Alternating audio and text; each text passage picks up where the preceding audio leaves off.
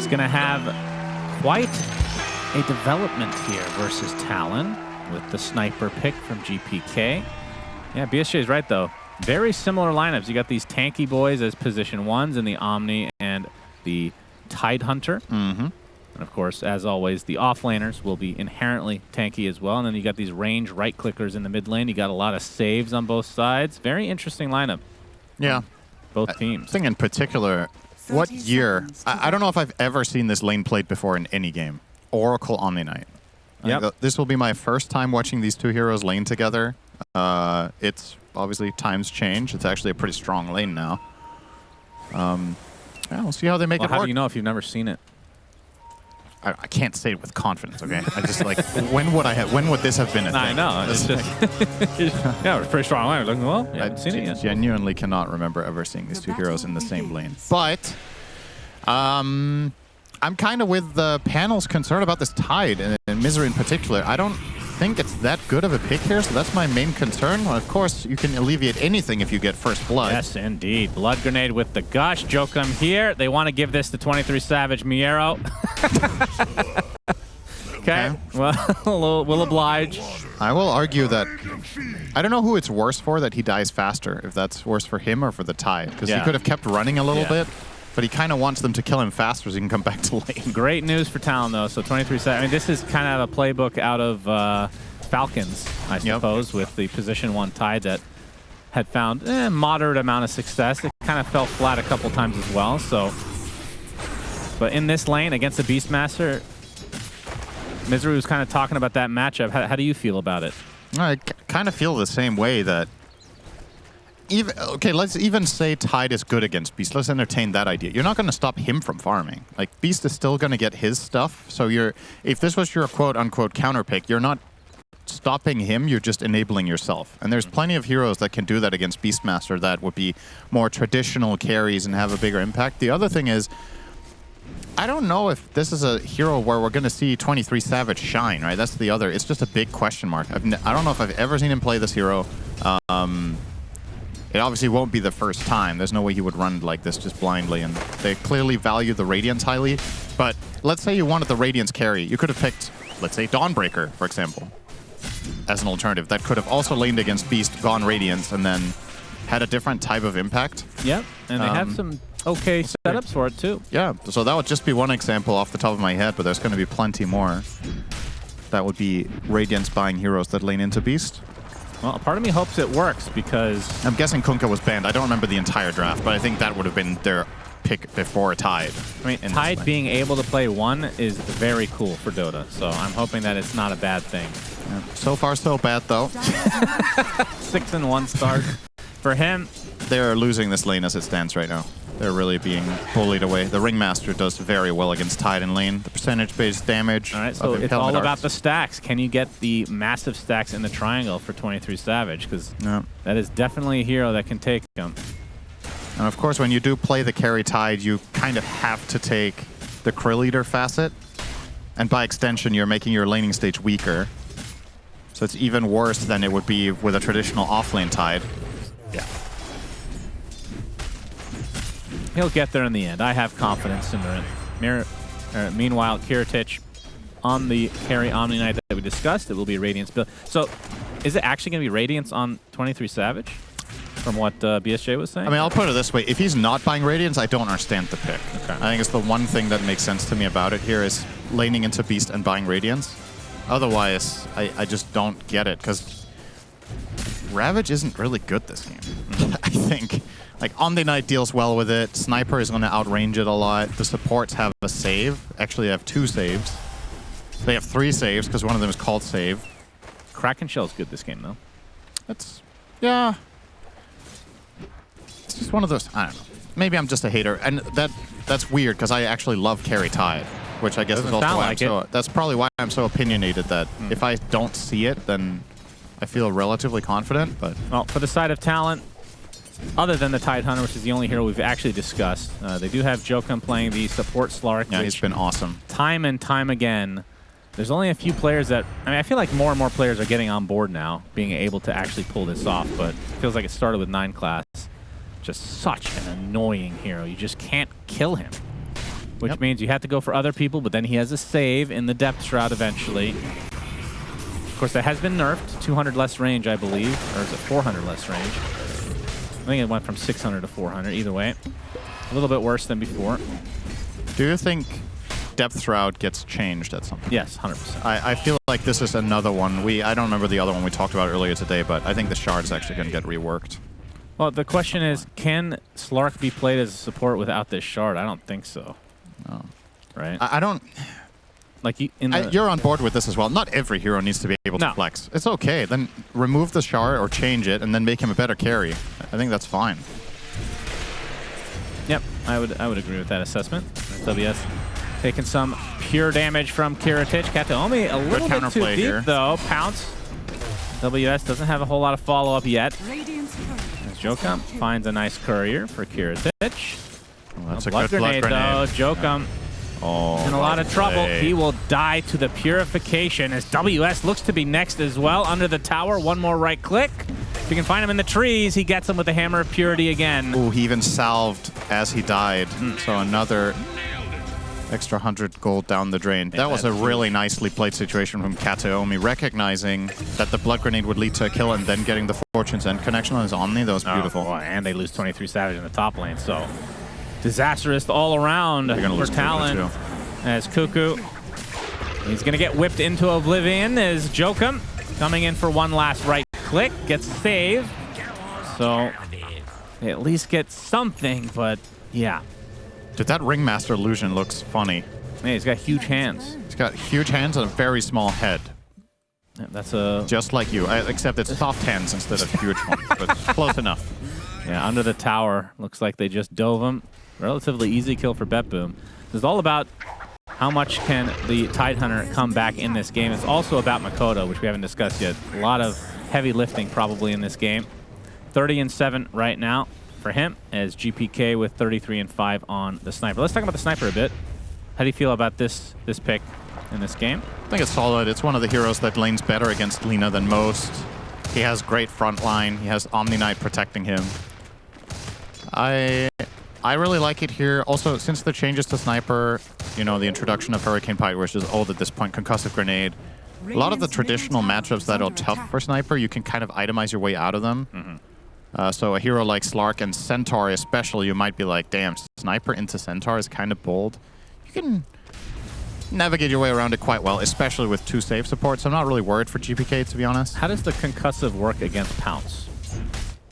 Because Force Staff doesn't work anymore. That's a good question. I think you can shoot yourself out of the leash, but I'm not positive on that one. I'll pay attention to that. I'm sure you won't. It's likely going to come into play. Of course. You'll forget about it in the next 10 seconds. I forgot about it already. Kiritich already 1,200 in to this eventual Radiance. Yeah. And for 23 Savage, it's going to be the Vlad's first, which is very standard for the carry Tides. So regardless of whether he goes Radiance or not, it will be later. And how much are they stacking creeps for him right now? They've got a couple of them in the triangle area. I feel like this is completely necessary. And the question is, will BetBoom try to contest at some point? I mean, you have the Shadow Demon that we've talked about so many times before. Very, very, probably the best stacking supporter in the game. And from the Tidehunter's perspective, I mean, he could do these pretty soon, honestly. He has the Morbid Mask, so don't have to wait for them to be completely massive. It's going to go phase Vlad's, and then I'm assuming Radiance, which is fine. It's a pretty standard build-up. Will, of course, be a lot slower than Omni's Treads Radiance. So there will be that advantage early on for the side of BetBoom. By the way, this lane is so miserable for Centaur. It's...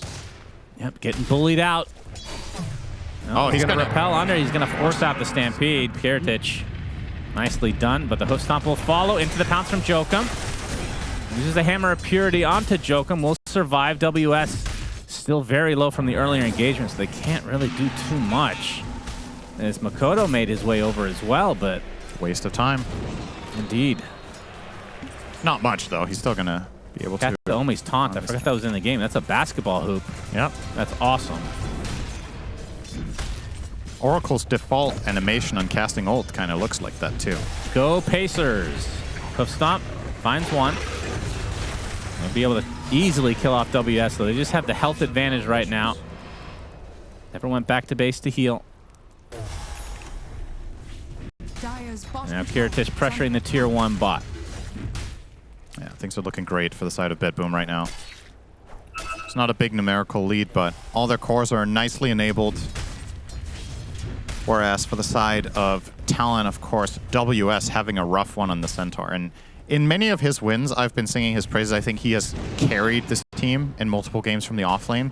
That's not going to happen this game.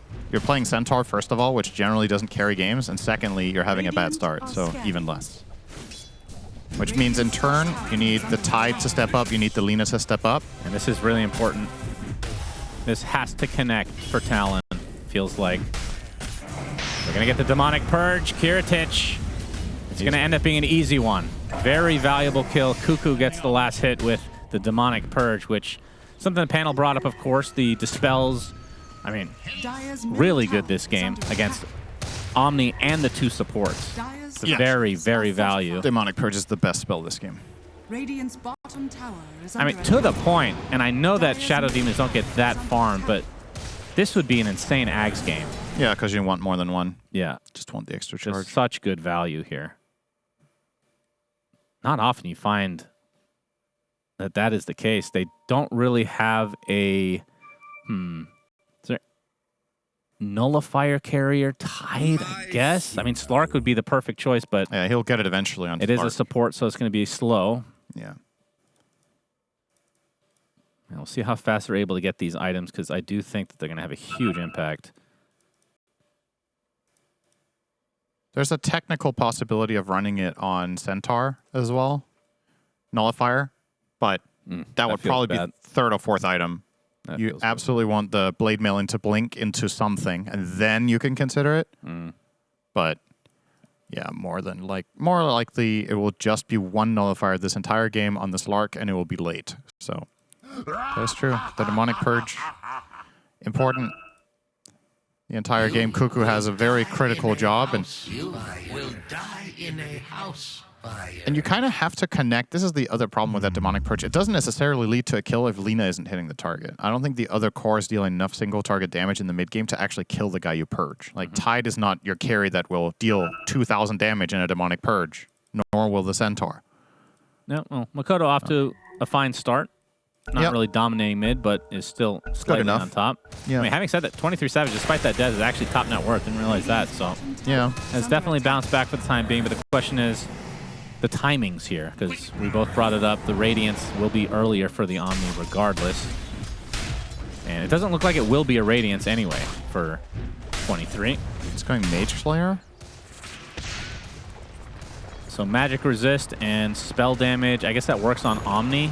Radiant's middle tower That's is under still attack. kind of weird, though. Got his whole inventory queued up, though, so wants to go blink after the fact into Shard Ags. I was sure he was getting Radiance this game. Huh. All right, we'll see. Might work out. We've been wrong before. Of course, it's very rare. Joe come, whoa. Close call. Indeed. Pops the Shadow Dance. Still being pursued by Kiritich, but Radiant's top tower is will under attack. eventually get out. And for GPK, I feel like this is one hero that the build just, even though we don't really see a ton of sniper, Radiant's almost bottom always tower the is same. under attack. Maybe not in the same order every time, but Yeah. Maelstrom at some point with the Dragon Lance into Hurricane Pike. He's rushing the Pike here, it looks like. That's going to cost him on the farming front, so not go the Maelstrom early on. Miro will open onto 23 Savage with the Roar. Yep, the Roar is there. Looks into the Wheel of Wonder. Kraken Shell activates. Stampede to try to get away. We root him with the Hawk, and they will have enough damage in the end. Nice kill from BetBoom. It does take a lot. And now Makoto on the high ground, waiting for somebody to get close. It's not to be. Well worth it to drop all those ults for the Tide. Has been killed. Might be an expensive kill, but it's a necessary one. I wonder if his Kraken Shell, the Hard Dispel, activated before the Wheel of Wonder. I thought for sure it was going to act. Wait, Does that get? Is that dispellable? Is it? It's a taunt. Yeah, Is I it the think same as like Berserker's Call, where it actually cannot be? I think you dispel it shortly and then it reapplies. Or Potentially a briefly, good rather. spell against the Tide, then, if that is the case. It definitely doesn't work the exact same way as Axe Call does. I think there's a little bit of an intermediary period. So let's say you have BKB on Tide. I think you can Kraken off the taunt for a moment and then BKB. I'm pretty sure, at least. I'm sure we'll see that interaction again soon and pay attention. That's the second thing you need to pay attention to this game. Already forgot the first one. It was something about Slark, right? I also forgot. Yeah, what it okay. was. That's good. The audience never Yeah, forgets. the They'll know. Chat will remember. I'm sure if one of the things we talked about happens, they'll all be spamming like, wow, it happened. Yeah, it's a good thing neither of us are reading it. Yep. So we will Never not find out. appreciate it. Yeah, of course. Jokum runs into Cat to Omi. Apparently runs an Italian restaurant now. Cat to Omi. Yep. Jokum will be going for the Glimmer Cape. And then Standard. almost certainly Shard after the fact. And Yules at some point, probably the standard Slark. 3 items that make him incredibly difficult to deal with. Yeah, true. The Yules. All right, that's another potential dispel, right? Mm-hmm. True. Not against Repel, though, of course. Yeah. Won't work. Yeah, Demonic Purge, the only one that will have any say in the matter there. Turned out to be a really good Shadow Demon game.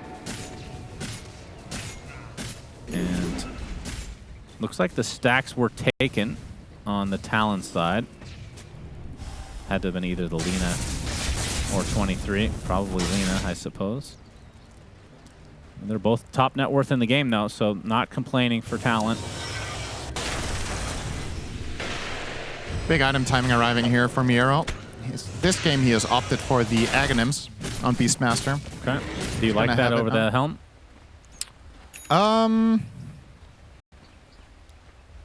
I think if they manage to fight within, there's 2 angles to the axe, right? One is you get it fast, you take a crucial fight and you get Roche, which is really good.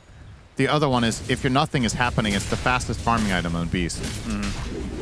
So either way, if you get it fast, it overtakes, I would say, Overlord pretty quickly in value. Whereas if you buy the Overlord, you really want to take map control. But if that's not in the cards here for BetBoom, I don't mind this. I think it's completely fine for him to just look to scale really hard. Might have been a conversation they already had that they feel like they'll just overtake the Tide. Yeah. In terms of impact, like Beastmaster can just see he has the highest net worth in his team here on Miero. Guess he'll deny his tower here. Okay. No. He'll let the boar do it We'll let someone else figure that at out. some point. Here Blink. comes Joachim. Should just go and attack it once. Assert some dominance here. Blink is now up for WS. As the Ags, like you said, online for Miera, so this would be a pretty good pick-off for Talon if they can surround him, but easier said than done as he finds the path of no resistance. Need to actually name that path something, by the way. And the, what's the little door, not the door, the force field called? The thing that is super out of place in Dota. Oh, I think there actually is an official name for that, but it was in like the original patch notes, and I don't remember. the base gate. Yep, make sure to tell us in chat, because we're definitely still not reading. It might have been Heritage. called Force Field, actually. That's a good name for it. Very out of place. Tier 1 tower is going to be taken out, but the fortification is there for now as Makoto and Cuckoo waiting to jump as WS with the hoof stomp. False Promise, very early usage onto Kiritich. Wheel of Wonder expended as well, and Talon just runs away. All right, some spells hit, some not hit so much. A really early False Promise. I think it's fine. They were showing clear intent on the side of Talon. They were definitely going to commit on that kill, so you might as well ult nice and early to give Omni more time to heal. You got the tower, you can get out. They're going to hit up top of the smoke, looks for their next tower with the Beastmaster push. This is a good map movement. Of course, you don't have Oracle ulti now. Yeah, they run into the Slarky Malarkey, already half HP. 23 Savage onto the high ground. That would be a much bigger target, of course. Shadow Dance forced out. 23 Savage. The Kraken Shell activated. The roar doesn't last that long. Now the reinforcements are arriving, but 23 is super low already. Gets a lot of health back as they're going to try to backstab this sniper. GPK is assassinated with the Laguna Blade. 23 Savage eventually does drop as Kiritich claims his double kill. Fight continuing. Kiritich just does so much damage with each punch. Jokum dead. Triple kill for Kiritich. And not stopping anytime soon. Pops the Guardian Angel to tank the couple tower shots. As the LSA gonna connect onto Makoto. The box is gonna save him for now though, as WS will be the 4th dead for Talon in this engagement at the cost of GPK on the sniper. It's Omni Knight's doing work right now. Kiritich did 1 million damage this fight. Minus 995,000, of course, but still a lot. Dire's top tower has fallen. They get another objective. So far, this last pick tide has not carried its weight. See what, if that's going to change when 23 Savage gets his Ags plus Gush talent at 15. It's a very big damage upgrade for this hero, of course, to go this route. It's an alternative to Radiant. But you are putting a lot of pressure on Makoto to really have a free fight and stand and deliver. And this fight went so well for BetBoom in spite of GPK getting burst, right? BetBoom want to go again. Looks like Cuckoo is going to be the recipient of the gank. And maybe they just go straight into the pit now. Yep, would be a good play. This is actually perfect timing. You're going to kill this Roche, and then it's almost minute 20, and you just stay in the top half of the map and get the Tormentor as well. Oh, Orchid. Oh, he didn't. He wasn't ready for it. Yeah. You get the Rat Bastard. Both supports dead. Rat Bastard included. Yeah. So Aegis will go the way of BetBoom. GPK will take it. I think spilling out on the map like this actually doesn't make very much sense right now. Just stay top and take the Tormentor. I don't think Talon are in a position to fight you without Ravage. Oh, you actually will have Ravage ready, pardon me. So maybe they would be interested. Pardon me. My good man. Excuse me. It'll be a Deso, by the way, eventually for GPK. What do you think about that? It's fine. I feel like the doesn't have item's the best synergy with Omni. No, it does not. But the item has been gaining traction in this patch. yeah. Trying to remember if anything was changed with it. I kind of like Maelstrom better, and I think you could have argued for buying Maelstrom earlier as well, just for farming speed. He's definitely lower net worth than he could have been. It's not like Talon has been taking much initiative anyway, but maybe specifically because of the Pike, they haven't been able to find him as much as they'd like, but I don't really think it's made much of a difference. In the end, Talon will be able to take the Tormy. Yeah, I feel like this is a bit of Oh, wow. Gets it for free on Slark. I think this is a bit of a blunder from BetBoom. This is actually really valuable. Not only do they get it, but they get it on Slark, so he can buy other items faster. Yeah, that's... The Slark one is a lot better than the Shadow Demon one in this game. Well, it's a lot better than every shard in the game. Yeah. You could have just picked any hero. True. Yeah, it definitely is. Yeah. Lucky 50-50 for Talon. See if they can take advantage. Makoto showing himself under the tier 2 tower. I mean, the one thing that... Oh, they do have Blink on Beastmaster now, so they do have a way to close the gap. It's Makoto. Next to the force field. Science fiction. Shouldn't be in Dota. Same with the scan. Remember the scan when it first came out? I was like, that's weird. Well, what do you think about Sniper's current cosmetic? It does fit the force field. I will say that. Aghanim Scepter officially picked up 423, so we'll see how effective it is. It is definitely a good Ags. Radiant's middle tower is under attack. BetBoom, 2.5 minutes to burn on the Aegis. They'll get this tier 2. And probably one more.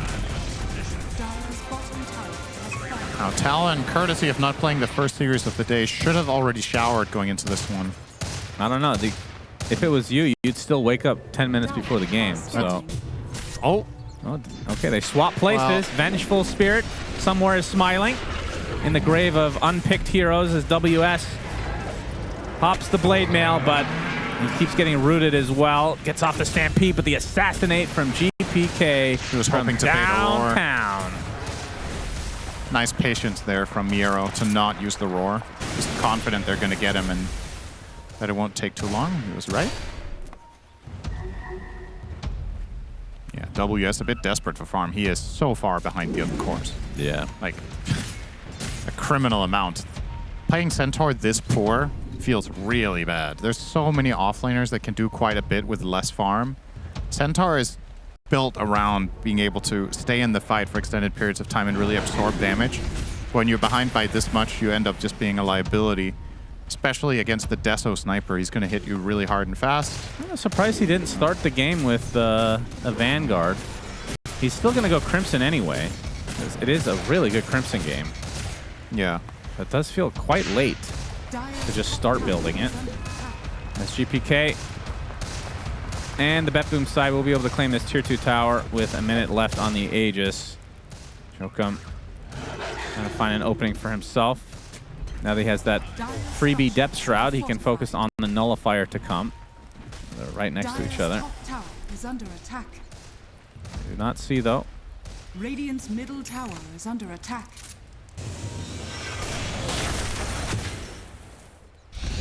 Nice. Zero value Dire's top assassinate. tower has fallen.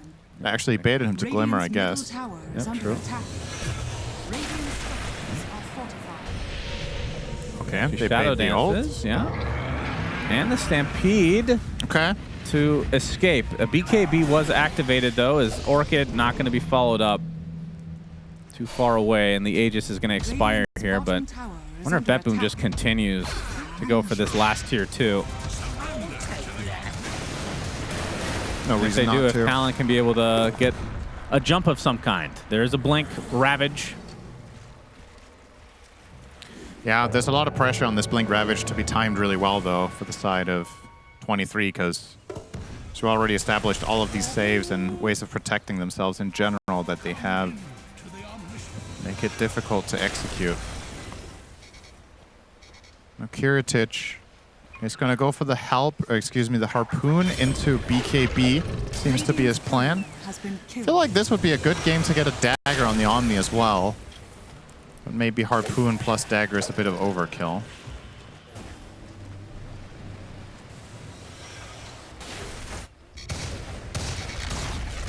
Radiant's middle tower has been denied.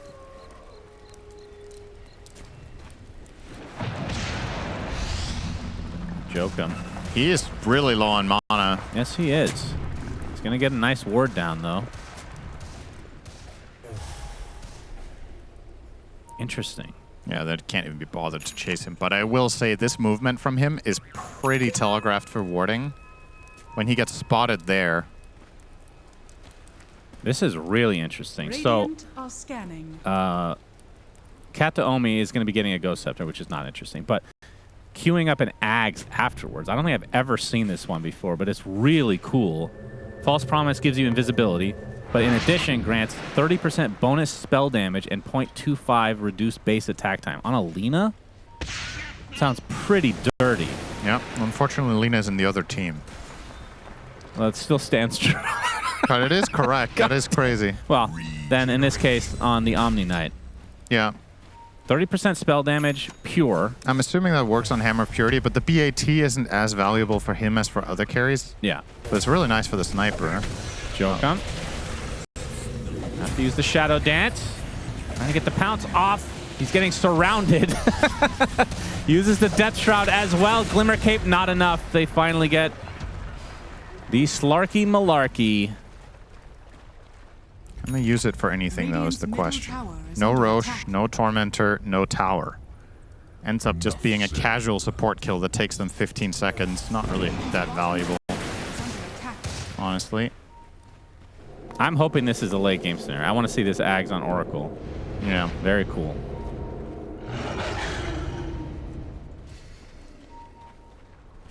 Well, if the first 27 minutes are anything to go by, let's hope the players don't faint.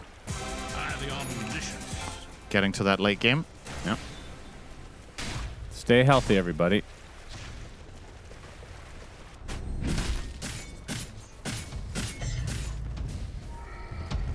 Well, we'll find out about the next rush here relatively shortly. And I feel like that is one that Talon are going to want to try to contest if they can. They have the Ravage, which we've seen. Has it been once or twice at this stage? Maybe twice. Yeah, I guess. Most. Not a whole lot of team fighting. I lost track, Talon. honestly. There's been so many good ones. Hard to keep count.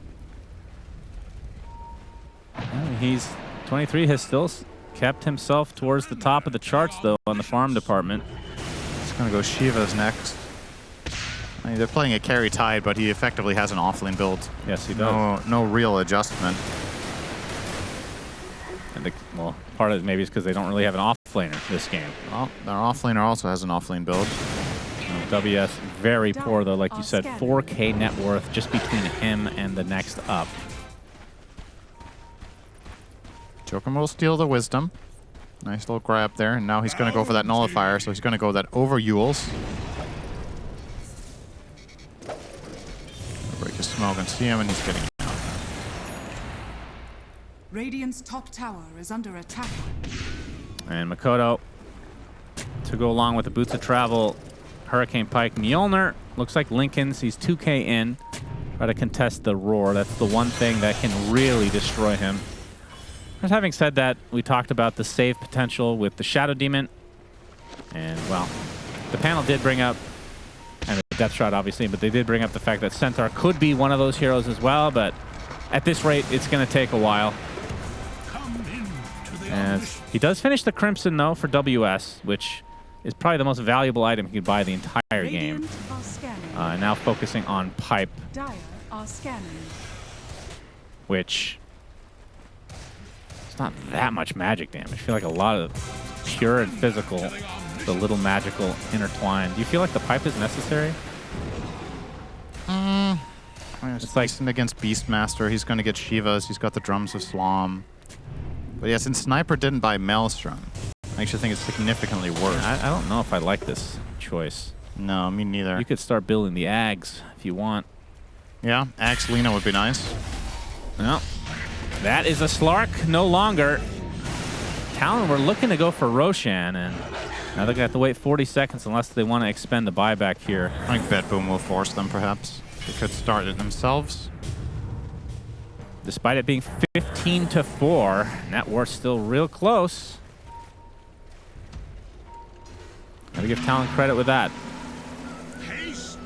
Haste on me. But again, this could be a situation where Talon, I mean, they can't see the net worth. Do they feel like they're in this? Like, if it's this close? I don't know. WS on the high ground. I think they probably don't feel like they're very far behind because their cores know their timings, right? Mm-hmm. They have a general concept of when they're meant to pick up these items, and they have high CS. You can obviously keep track of that. You're 30 minutes in, you have 2 cores with 350 CS each. Smoke from BetBoom. They're going to try to wrap around. From the front. Actually, they're going to go through the triangle the old-fashioned way. Jokum already with the Shadow Dance as 23 Savage getting in pretty deep, uses his shard onto one, and the Stampede has to be used in a defensive measure. Gonna pop the Crimson as well. Ravage finally comes out, the Roar expended as well, and it looks like Miero's gonna be the first to fall, but he gets False Promise applied to him immediately. As 23 Savage, super low on HP, will have to exit the premises. WS will barely survive, although GPK with the Assassinate looking to finish him off, and it's gonna cost him his own life. As Talon starting to clean up now. They get 3 kills off the back of that. That looked really bad for Talon, but now they will likely get Roche as well. GPK really wanted that kill on Centaur. But like maybe there was no way for him to exit anyway. Part of the problem right now for BetBoom is that they have so limited lockdown. They only have this Roar. They get it onto the Shadow Demon. He survives, though. And they kind of just get kited.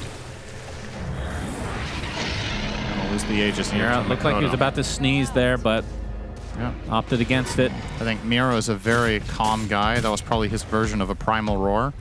Yeah, true. Yeah, he's a good kid. Yeah. Can't say that about a lot of pro players, but seems like a good dude. Yeah, very healthy as well. Refused to eat snacks at Raleigh. Yeah, that we provided him. That's not because of the snacks. It's the snack giver. Yeah, maybe. Didn't trust you. Yep, understandable. It's wise to be apprehensive about any interaction with you, for that matter. Very true. Time for Tormund, a.k.a. Tormund time. Jokum! Good Yule. They can't kill it, can they? Jokum! Jokum! Jokum! Oh my god! They were so close to losing the Aegis, too. But at what cost? Mikoto with 100 HP. All right, they get the cleanse on the Shadow Demon. It cost them 2 supports. This is going to cost them a decent amount of map control. BetBoom could just push out all the lanes and place aggressive vision with this, so... Always love seeing supports die to the Tormentor. It's really fun. Just, you know. Okay. That's great. I mean, if this... I mean, he has ult here. Why would he not use Shadow Dance? Or Depth Shroud. I'm so I'm so confused. You have ways to survive that. Okay. Well, now you're cornered on the map, but you have Aegis. Still. Yes. Out of all the heroes that could have died, at least the core lived. Dire's middle tower is under attack. And the funny thing is, if they just committed earlier, maybe it's not as disastrous. Tormentor was healing a bit. GPK going to town on this tower. It is denied. It's got some nice attack range, 1160. Yep, not too shabby. And that's actually without a neutral item giving range. If he would have had a vast version of the Shiv, he would have had even more. He's going Silver Edge, so a way to break 23 Savage.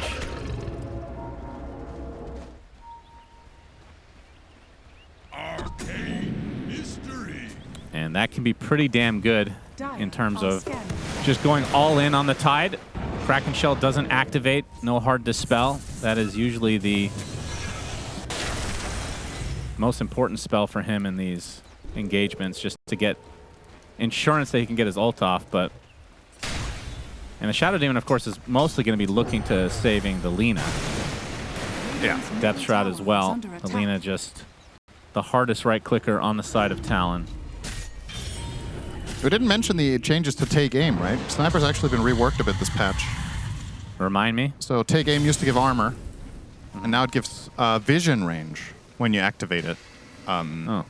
So the interesting thing about this, the base ability Take Aim just gives you more range. You have 250 on level 4 instead of 200 before at all levels. But then... the box. Trying to save Miero, but he doesn't need saving. He will roar TP, the Nightfall special. The reason I bring up the vision range is that it's kind of interesting against Slark. So when you use Take Aim, you can see Slark at nighttime, I'm assuming. It's a lot of vision you get. You get another 1,250 vision in a 140-degree cone. Val seems to like these cones now. That's their new thing. I like mine with an ice cream, though. Ooh, all right. Repel TP. Yep. Always going to last long enough unless SD is there. Or they, of course, get a bash, but who would buy that?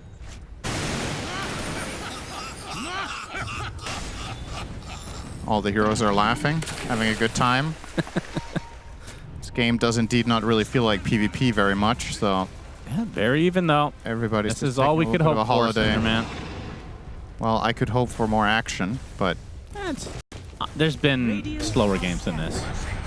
This is okay. Well, mainly because I know that there's going to be a gigantic fight, and I like the hero compositions for both sides. They're interesting. I don't mind it. Yep, there we go. Get ready for that, apparently. It's a little bit early to start thinking in terms of 90 minutes. Yeah, next game, let's have that come up at the 10-minute mark. Yeah. Get everybody ready. Yeah, when First Blood is claimed, just put up shortest game. Like... That's really toxic. Although that would have been pretty accurate the other game we cast, where the First Blood was a complete disaster. The 3-for-1 fight and then lost all. That would have been fitting. There you go. Your favorite neutral item is back. Outworld Staff by Kiritich. What did he combine that with? So what I will say about this, Jenny. So you talked about how you thought this item was undertuned and wasn't going to do enough.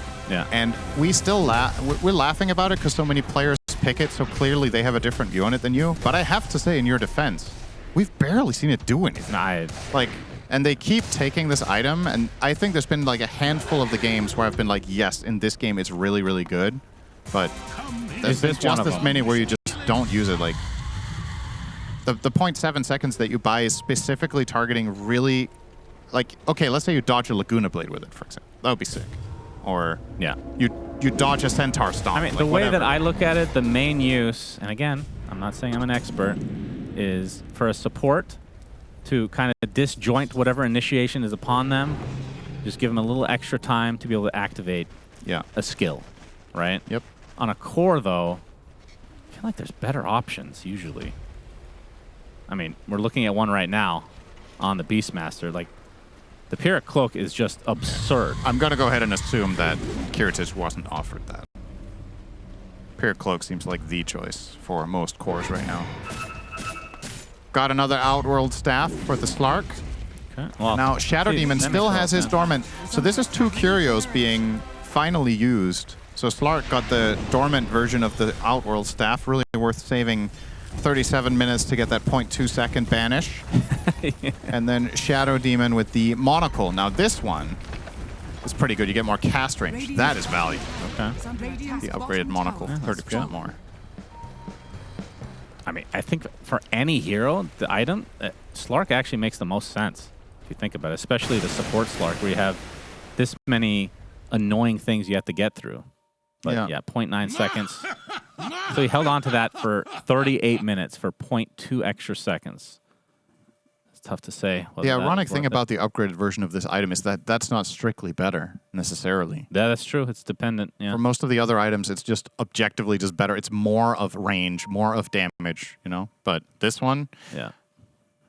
And then someone's going to be like, yeah, but more damage can be worse if the enemy has Blade Mail. Shut up. That's... Shut your mouth. We're not thinking in those terms, okay? I know you were thinking it, chat. I know you guys. You're going to be like, okay, but can I misinterpret anything the casters say? Can I make them biased somehow? It fits my worldview. Okay, right over. You can continue. We got to pause. Yeah. Tell us how you really feel. I can't tell the game's paused. To me, there's no difference. Oh, okay. But it's good to see that it says it. If it didn't say it in the middle of the screen, I genuinely would not have noticed. So, I actually believe that. Yep. Drawing some circles. This is our good friend Bob. Of course, not.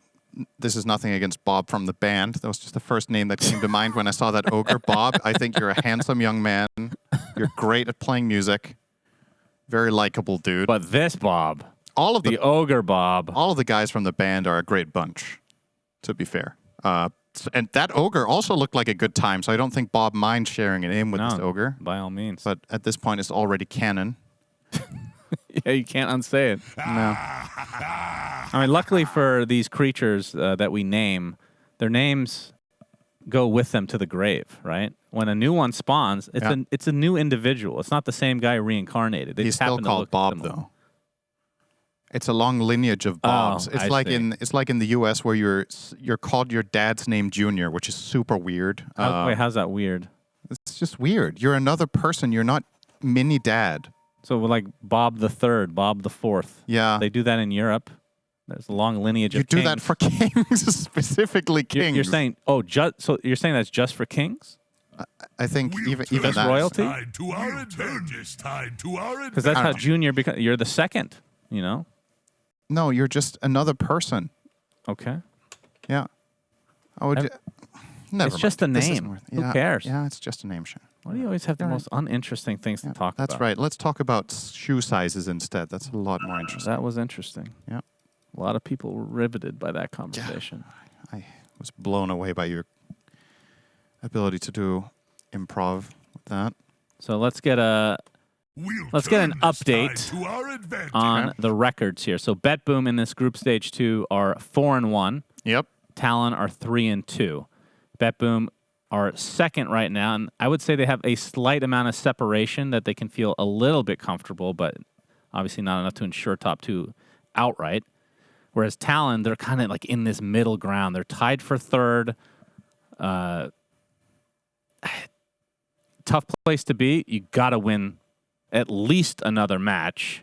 And the most important thing above all else is getting top 4, right? That's the biggest thing. Of course, the teams would be happy to start in the upper bracket, but it's way more important to get into that top 4. And if BetBoom were to win this series, I actually think they're secured. I think 5 wins will not even tie for 4th in this format with the current standings. The tiebreaker, if there is one for 4th place, will likely be 3-4 or 4-3. 5-2 is, it's not even mathematically possible anymore, I think. Unless, maybe if Paravision lose both their last series, then technically, but then that would be a tie for first instead. So, which I don't think, when it comes to the playoffs, that will matter, right? Because they play each other. Yeah, when it comes to tiebreakers, there will be a tiebreaker match played for second. We'll go back to that. There'll be a tiebreaker for second and a tiebreaker for fourth. Look at this sandal. That looks so uncomfortable.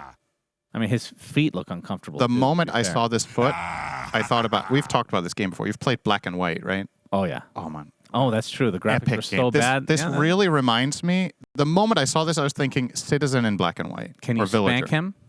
Only your pet. You can't spank the Citizen. That's too bad. You can kill them, though. Yeah, you can teach your pet to eat villagers. Yeah, I used to do that. Yeah, the way you condition your pet in Black and White is actually awesome. It's literally just immediate feedback, and the pet learns the behavior that you teach it. You spank him. A friend of mine taught his pet to eat his own shit in that game. So every time it would eat his own shit, it would start throwing up because it was disgusting, but then he would pet it. So it would learn to just walk around. Just an endless cycle of eating shit, huh? Yeah, it's... Wow. Honestly, we need that more in game design nowadays. We need that. Can you put that in Relic Arena by chance that you can... It's already planned. Don't worry about it. You know me. The upgrade to the toilet relic, of course. Oh, that looks unhealthy. A 3-toed foot, huh? Yeah, and the other one has 1 from this perspective. There's a 1 toe. Yeah, there's some clipping going on here, I do believe. Is that Bob again? Oh, yeah, it was Bob just keeps on giving, huh? Jeez. What do you call the thing he's wearing? Is that called a loincloth? Yep, I believe so. It's a loincloth. Usually doesn't go too well on a deformed body like that, but leave that for another day. As we're back in game. Yay! GPK got his concussive grenade to get around. And 45 seconds away from potentially Roshan, as now the Silver Edge comes to play. Yeah. 21 minutes away from neutral item tier 5s as well. Yep, we're almost there, guys. Hold true. Hold tight. Refresher for 23. Truly is the offlaner build here, but he gets it way faster than an offlaner normally would. Well, Miero just got his. Okay. So pretty much at the exact same timing. Yeah, he's pretty farmed. They're actually neck and neck. It's like almost identical builds here. That is so funny. Wait, what's the difference? The BKB for Miero, the treads. And that's it, right? Is that it? Really? Yeah, it looks like it. The Vlads.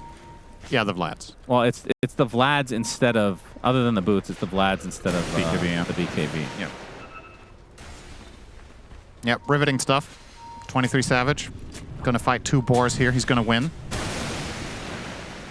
And we have a smoke, though, both sides. GPK takes the damage rune. He's currently silver edged up. He is. Sees the edge is quite silver. They're going to get the Primal Roar onto the high ground. They go into Disruption to save him.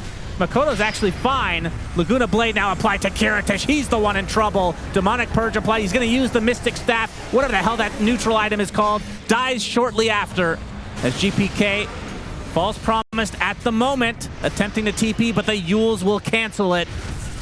Miero on Makoto. The Shadow Demon save again. Miero really wants to find this Lina, but no. Double kill for Cuckoo of all heroes as GPK is next. 4 dead at the cost of nothing. Talon coming out on top massively. This now might have be a massive lead. This might be game. It could be. That's 3 cores without buyback. They have a full minute, and Lina has Satanic, so she can heal to full on this upcoming wave. And just keep going in. I mean, these fights are genuinely just feels like they're decided by the saves, right? It's you try to go. They just call GG. Wow. Yeah. Okay. That is it. Wow. Okay. The game was not. It was one fight. We were kind of right. We were kind of right there. The Talon coming out on top. That was a very interesting game. Get this done, Pogjam. Pog Champ Pandas. Man, Pog Jam Pandas. That's a good upgrade, actually. Beaver says it a lot better than me. The BetBoom. Pog Jazz Pandas. BetBoom versus Talon. Game 2. Talon takes game 1. Can they extend it to game 3? Or more so can BetBoom, I suppose. It takes 2 to tango, you know? That's true. And the only hero I want to talk about should be very obvious to you, Cinder. Oh, it's a 50-50. Is it Axe or Centaur? It's probably Axe. It is Axe. Miero playing it on the position 3 for BetBoom. And he actually went back and forth on facets, and I was really sad because right before the game started, he had the other one selected, but at the last moment, changes it to the call-out facet, which I have yet to see in a professional game. Every time you Berserker's Call, you get more armor than he normally would on the Axe, and your enemies attack faster. 45 attack speed. That's close to a Hyperstone. Yeah. And against this lineup, it makes a lot of sense. 4 of them aren't really big right-clickers. And even the Razor, you got a static link to be that. So I think this is really cool. And of course, if the damage is actually hurting you at some point, you just get the Agnum Scepter. Yep. This is the biggest question mark of the draft for me. I don't understand what this pick was meant to do when they got it. Just be happy that there's an. I mean, I love Axe, so I'm not going to argue against the hero being fun, but I'm trying to wrap my head around the rationale here for the side of BetBoom, because there were other... Miero has a very wide hero pool. And when they see them pick Axe, I was thinking, okay, it's because they're countering something specific or really trying to dissuade the enemy from picking a specific hero, but I don't know. Well, maybe they did. Perhaps, but what were they scared of exactly? Like, what is Axe historically good against? Is something like PA, Jugger, Faceless Void maybe? Got the Omi. He will fall. WS with the first blood, so good start here for Talon early on. Nice and easy. Kiritich playing the Terrorblade. That's the last time I'll mention him in the laning stage. Yep. Do love your Terrorblade. God almighty, man. Surely it's the most picked hero of the tournament. Surely. That might be a Ringmaster. Still. It's been a long tournament. I think Ringmaster has about 80 total games. Disgusting. At least he's cool. Yep. He gets a whoopee cushion. Not like that. So how does this lane supposed to go? It's an Axe Windrunner versus AA Razor. Generally, Razor doesn't mind the Axe matchup very much. The thing that can get scary is if the support partner for Axe can really take advantage of Battle Hunger, so you can just run the Razor down and he can't fight back. Don't really think Windranger is that hero. Once Razor gets boots and level 2 static link, he can really overpower the Axe. I would give advantage to Talon in this lane overall, but it's not one of Axe's nightmare matchups. This is definitely playable. You're going to see 23 Savage try to walk the dog a little bit here. The good news for Axe is even if you lose all your damage to Razor, you can still CS with counter Helix. Yep, true. Kataomi in a bit of trouble again. Double Edge brings him to the grave. With double US with 2 kills already in this game. Can't ask for a better start on a Centaur. How would you say his name fast? Who? WS. Was. That's very rude of you to call him Wuss. Do we know what that stands for? We suck. There's but not anymore. Yeah, Talon's good now. Well-spoken. There's also a... It's not an apostrophe. What is that? It's not a tilde. Right? What do you call these? What's a single apostrophe called? I don't know. Like an ChatGPT this real quick. This is like a... Is this time? Is it time an to investigate. accent aigu or something? Is that what it's called in English? Sounds English to me. I mean, half of English is French, let's be honest. Like, English has stolen words from the whole world. So, they've even stolen words from Danish. I've told you about this. Which one? Like egg. It's a You Danish like egg? word. Egg is a Danish word. Wait, it's just an apostrophe? That's it? That's not right. That can't be right. I mean, this is one of those accents you can put above vowels in different languages, right? Am I an idiot? How did I not know that? I feel like I know what an apostrophe is. Whatever. We'll move on. It's been a long tournament, guys. You know? For that. You still didn't tell me what WS stands for. Well, I thought you answered it yourself. Okay, well then you do the next one. What does JHOCAM stand for? Jokum. Just headed over. You do the other half. The battle for the Lotus. Gonna ignore everything you say. Thank you. Hoof stomp. Jokum makes his way over as well. They're actually gonna get this kill. WS with 3 now. My goodness. What is happening? And look at the creeps. The Terrorblade is missing so much experience. This is disastrous. Yeah, this Still has the illusion, actually getting some gold.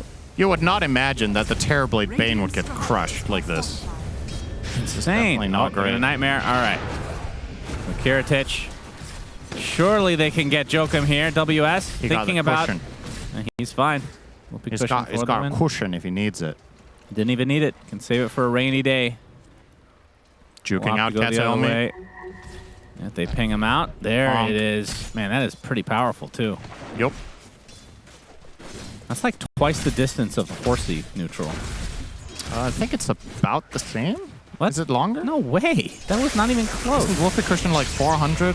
Oh man, nice assassination from Save on a Cuckoo. The 22 Savage left alone for a little bit, but you see both members of BetBoom on a sliver of HP. And we'll see if the AA Mr. Cuckoo can do once he gets back to lane.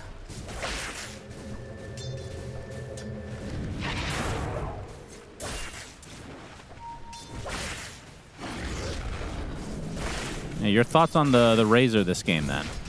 Just in general. We've seen him play it before. Yeah. Plasma Field clipping save. There's a static link onto Miero. He doesn't really care too much about that as long as he can spin to win. But the cold feet activates. Save gets the assassination again though. Nice power shot. Cuckoo gets the trade eventually. I would think...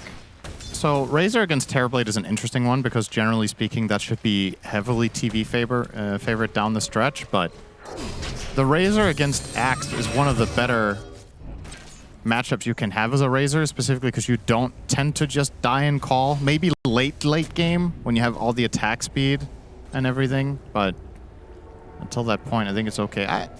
I'm not like blown away by any pick this game, to be honest. I think it's fine. But nothing too crazy. I think it's just a comfort thing that they had Nightmare under the tier 1 with the Aether Remnant. Ends up being a very easy kill. Jokum. It's a big find. He TP'd with basically no mana. So BetBoom getting a couple of pretty big kills after a disastrous start in the bot lane.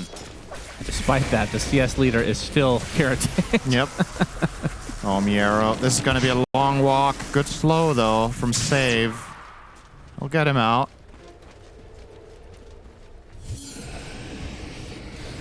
Kataomi with another Nightmare. Jokum taking a walk. GPK, he's got the damage rune. Aether Remnant doesn't hit. Gonna get double whipped, actually. This feels like it's just inevitable. Resonant Pulse takes him out. That's a funny voice line. I don't think I've heard that one before when Ringmaster dies. Everyone's a critic. That's a good death line. I like that one. Radiant are scanning. Miero cutting the waves here.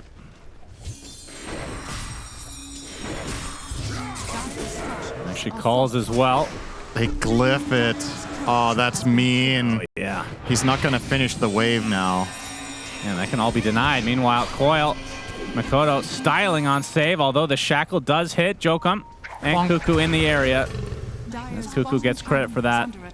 7-minute wisdom, and Kataomi gonna get hoof stomp. Of course, has the Nightmare, but Jokum making his way over as well. But Kiritich certainly packs the punch right now. There's the Nightmare, and yeah, they're gonna be able to steal it. Yep. That's huge. We talk about this interaction all the time. Finally happens. Indeed. Kataomi, of course, will trade his life, but well worth it. As Cuckoo, he's getting gone on by Kiritich. He's actually going to get this kill. The reflection gives the vision. One more right click suffice. So 1 for 1, but the wisdom shrines. That's a big benefit for BetBoom. 23 Savage gets gone on by Miero. My goodness. Razor is not a good hero in 2v1s. Link stage is one of the harder heroes to play when you get left alone. They just run him down.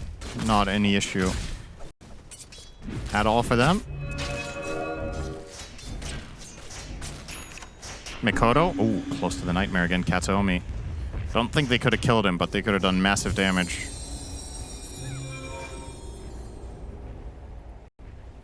And in spite of this top matchup being pretty good for the Razor, yeah, he's basically tied with Axe. Yep, that's Axe true. at level 6 first even. Nero GPK will come out.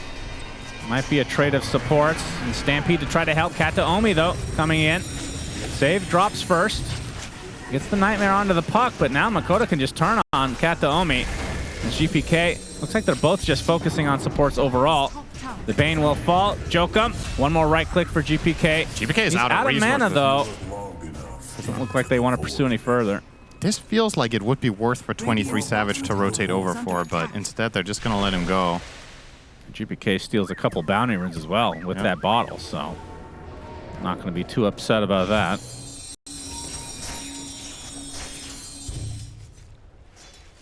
And it will be the first item Ags for GPK. Yeah, so he's going to skip Vessel. Yeah, it didn't feel like it did anything. Now, here's the question. For Makoto, you talked about the Witchblade into Yule's. Yeah. I'm assuming he's going to have to do that here. Yeah. There's going to be a timing where that double silence is up, though, before his Yule's comes on. True that. I think you're still... It feels bad to buy Yule's first. If he continues at this trajectory, I think he'll be okay. I think the timing window with the Orchid is only going to be 2 or 3 minutes for GPK. But if he does find, let's say, 2 kills on Puck during that time frame, that would have been well worth it.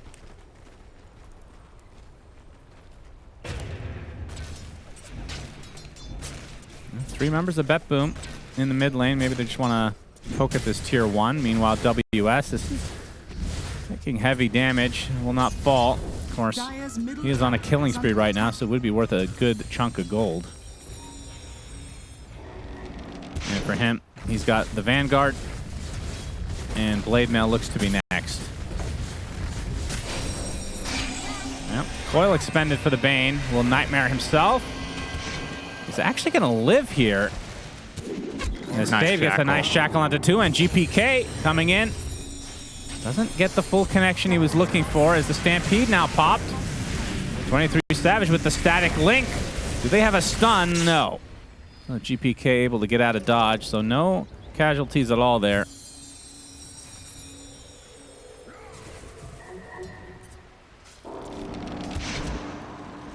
And what is 23 Savage's build here? Looks like Mjolnir, followed by the BKB, and likely SNY, or is it a Manta? I think SNY. Or against Axe and Bane. Feels like a really good pickup. Speaking of Axe, he went Vanguard instead of Blade Mail. So this will be much, much better for farming the jungle. Of course, you take so much less damage with the Vanguard. But you do pack quite a bit of a less of a punch when you call people without Blade Mail. It makes a really big difference. And it's particularly interesting when you take the call-out facet if you then don't go Blade Mail. So I'm assuming he'll take that after the dagger. Otherwise, it doesn't really make that much sense. Yeah, I would assume so. I mean, how many games do you see Axe not go Blade Mail at all? It's extremely rare. This is the Blade Mail hero in Dota. Indeed. This guy and LC. 23 Savage, grip available. Gets off the plasma field, but he is super dead. That is a nice pickup for BetBoom. Save gets it. Yeah, I don't know if Save should have done that. With the kill shot. They could have dunked him instead. I think whenever you have a totally free kill, make sure Axe gets it. Just give him that extra armor. He'll be a tier 1. Yeah. He just tipped him. There was some communication there, I think. Yeah, for sure. Well, they're going to find a pick off on the Talon side, so Kataomi will drop. And they get the D ward pretty much instantly as well, so at least some benefit to 23 Savage dying, but not that much. 0 and 3 start for him. And he is bottom net worth of the cores. Check on WS. He has Stampede. He does. Blade Mail activated as well. And will opt to use the Stampede save. Looking for the last second kill shot, power shot. Oh, the Puts ward. the ward down. Ooh, all right. He did hit it, but That was very close. Wait, what's the kill threshold again with the max one? 11%? If he had level 4 power shot, that's a kill. That was super close. But not quite. Centaur too beefy. Yeah. Now the Blink Dagger for Miero, so expect a lot of smoke action to come for BetBoom. Mentioned not having the Blade Mail, but I mean, with the +1s that they have, they should still have enough damage to kill just about everyone in a single call. Here we go. Heading on over. Scanning. They scan out one area, heading to the triangle. Oh, it's the call onto 3 with an illusion to boot. Looking for the dunk. Won't find it, but they'll still get both kills. My goodness, that call. Tasty treat. Yeah, perfect. Dire's middle tower is under attack. The fact that 2 heroes are randomly just stacked there is just perfect for him with the illusion. Yeah, that I was. couldn't have asked for any more than that. And they're going to try to deward this, but it's expiring. He's going to steal the enemy Maybe ancient. spike He even fuse. stacked them first. So, yeah, this is a mega win. He's also going to take their hard camp. Oh, boy. And the Ag's almost online for GPK. Everything aligning for BetBoom right now. And that was without the Blade Mail onto Miero, which not super far away. Yep. Couple minutes, he'll have that too. Why do you think we don't see this fast? I mean, we don't see Axe that often, but it's usually one-man army, I feel like, right? Yeah. I think this one is cool. Maybe it's against certain carries, you just get destroyed potentially, but then the Blade Mail is really good. I don't know. I think this got buffed this patch, right? Am I Did it? remembering it wrong? I think Callout got improved slightly. I can look for you if you like. It might have just been like +1 armor or something. I think it's pretty...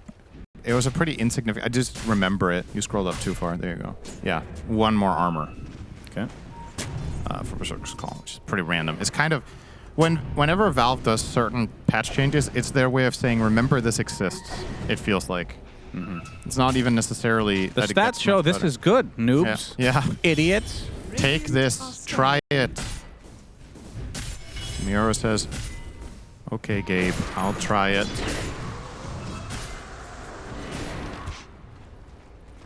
His Blade Mail's almost complete now. 500 to go. We've talked a lot about the Axe. Well, this is happening in traditional fashion. Terrorblade is also in the game. He's hitting creeps. Back to you. Yep. Love this hero. Really cool. WS gets called. Initiation from Miero. On to the Centaur. Kataomi does have Fiend's Grip. They have a lot of stuns where this comes from. They're going to use the Fiend's Grip, and Talon can't do much about it. They get the dunk finally, so Miero gets his first of the game. Wait, is that his first? Yeah. Code of Blood's been changed. You get a stack for every kill you're a part of, and you get 3 if you get the last hit with ult. Dire are scanning. Oh, that's right. So Dire's middle tower is under attack. Kataomi. It feels like every time they get a core kill, a support for BetBoom dies. So Talon just not able to get the good trades yet in this game, down 5K.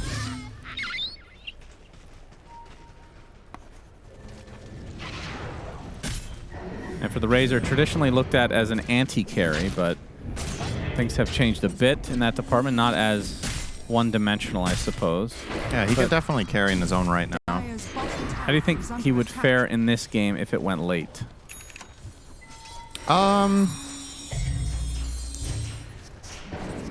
It really depends a lot on the...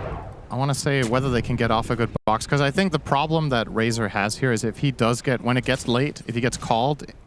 When Axe is playing a late game build, he'll have 2 calls. Oh. If you call Razor twice, you're going to kill him. This grip, too. Oh, use Waning Rep. There's the initiation and the insta-gib. The AA Blast comes in, but they just got no follow-up. BetBoom on top of things. And now the opposing offlaner And WS gets his blink, but how much can they get out of it? This stage down 5K. They're going to need to make something happen before they start bleeding out, like we've seen so many times in this tournament. Hammer. Just poking. Yeah, Trying to force a rotation. Talon not going to fall for it. They just have Joachim backing him up. So the Roche for the side of BetBoom shows up to take Aegis, as Terrorblades do. Yeah. Really good to see Karatage contributing here. Very nice for him to get Aegis. Back to the jungle with you. See you again in 5 minutes. Riveting gameplay. Love Terrorblade, by the way. Sounding like me. Yeah. Am I infecting you? I'm just with you on this. Like, to be fair, I have never really been a fan of Terrorblade because of his design of having 2 ults. I've always found this hero to just be strange. Yeah. With like, you have this non-ulti spell that has the cooldown of an ultimate, and then you have an ultimate spell that has the cooldown of repel. Yep. So, on level 3, Metamorphosis, of course, did used to be the ultimate way back in the day in Dota 1. Very long ago. They flip-flopped it a couple times. Yeah. He had Pugna Drain that was not channeling. Yeah. And he had it while he could run, Soul Drain. Those were the... Oh my god, that was so broken. I remember. The problem with this hero is I was sick of it 2 years ago. I remember watching NA qualifiers for something. NA always finds a way to make Terrorblade a thing, so it's just a constant year-round special. Yeah. As the tier 1 in the bot lane, getting gone on. Karatage will push top in the meantime. And this Terrorblade will push about as fast as 2 of the Dire heroes, so looking likely to get the top tower as a trade-off unless Talon are fancying themselves a defense, but given that they don't have, or rather given that there's an Aegis on the enemy team, probably unwilling to defend anything here, and that will indeed be the case. Karatage. Take it down.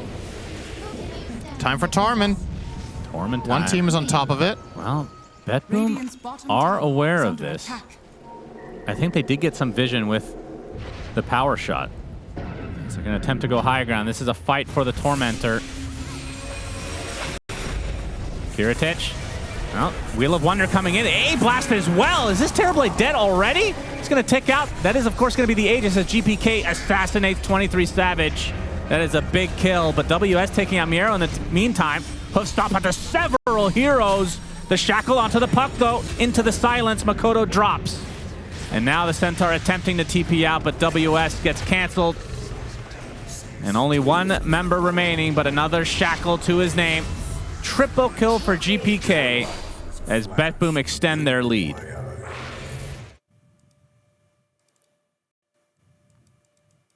After every fight, there has to be a pause. He's to reboot his PC. That will take a while, I guess.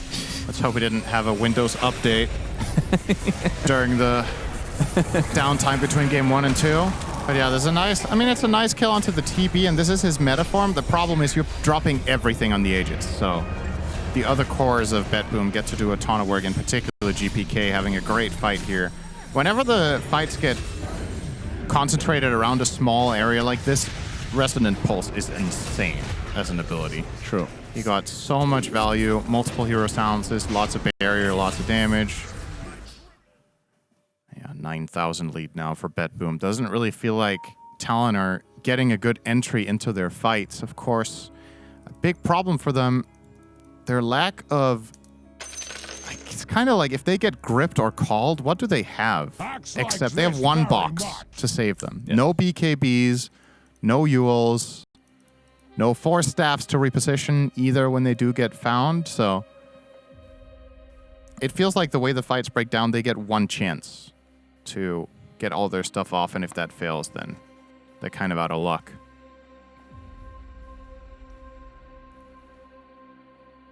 Yes, back to the feet. Yes.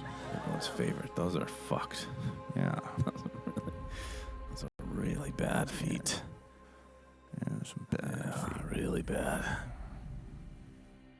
BetBoom. Speaking of feet. Trying to extend, yeah. Yeah. Cool. Well, you just said BetBoom. I thought it was an interesting transition. BetBoom.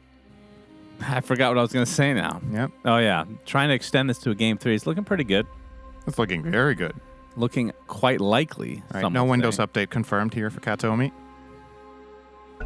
Yeah, you're right. 77 minutes away from record. Believe BetBoom can get it done before then, but... I don't know. The last There's series been we some cast in games. there, I Yeah. don't think we can predict as well as we had hoped. But you know what's different between those games and this one? Terrorblade is in the lead, Shannon, and this hero, when in the lead, he can finish games. Can you imagine a universe Without Terrorblade? where Terrible... He took my joke. I could. Or he's gone for a month. Just imagine what life would be like to not have to see this guy in every game. Dire's middle tower is under Less attack. Terrorbladey than this universe. Easy breezy. Well, after the fight, after the pause, Harmon time! Yarrow and company ready to get a shard. Could it be Gale Force or Brain Sap? Oh, this Ice Blast almost killing Katomi. If that would have clipped him, he would have died. Gale Force it is. Very nice against Razor. His Yep, hero's true. all about movement. If you manage to push him away or pull him in when he's trying to reset, especially before he gets his BKB, 23 Savage, way behind par in this one. Yeah. Has not had much of an impact on this game, unfortunately, for Talon. The thing about the gold distribution this game compared to others, when we've talked about games where a team is behind in the mid game and they somehow come back, generally it's because there's some sort of timing or hero to play around. Like, let's say you're losing, but you have a really farm position 1 Gyro, Tiny, Terrorblade, whatever it is, and they get a good fight, they can carry you. In this case, all the cores on one team are ahead of all the cores on the other team. The supports are far ahead, especially Yep. Save is absolutely obliterating his opposition. He has the same net worth as the 2 enemy heroes combined. And almost the same as the Centaur now because of that Gale Force. So, Yeah, and it's not like you have something to fall back on, like Kiyotaka being on the other team. no. GPK has actually upgraded. I have to say, I've been really impressed with him. Even when he's not playing well, it's not like a disaster, you know? He's definitely grown quite a bit in the last year or two. So I guess Kiritich is the new GPK. That makes no sense. Dire's bottom Kiritich tower has been is nothing under but attack. stable. Sorry, I meant Kiyotaka. That's Oh. the K names, you know, they Yeah. get confusing. Cuckoo and whatnot. Dire's bottom tower Kuroki. has fallen. Kataomi. It's Kuroki is the new GPK. Going through the gate. On Cuckoo, you got a ward down, trying to get some sort of information on the map. Of course, when you're far behind like this, you just kind of need any little bit of information that could somehow guide you to either winning a fight or avoiding a disaster. And the wards around the gate will generally be quite decent for that. This one, however, will probably get dewarded. No, never mind. They didn't see it. Well placed. Oh, they're sending out a courier. They know. And Katsuomu will get rid of it.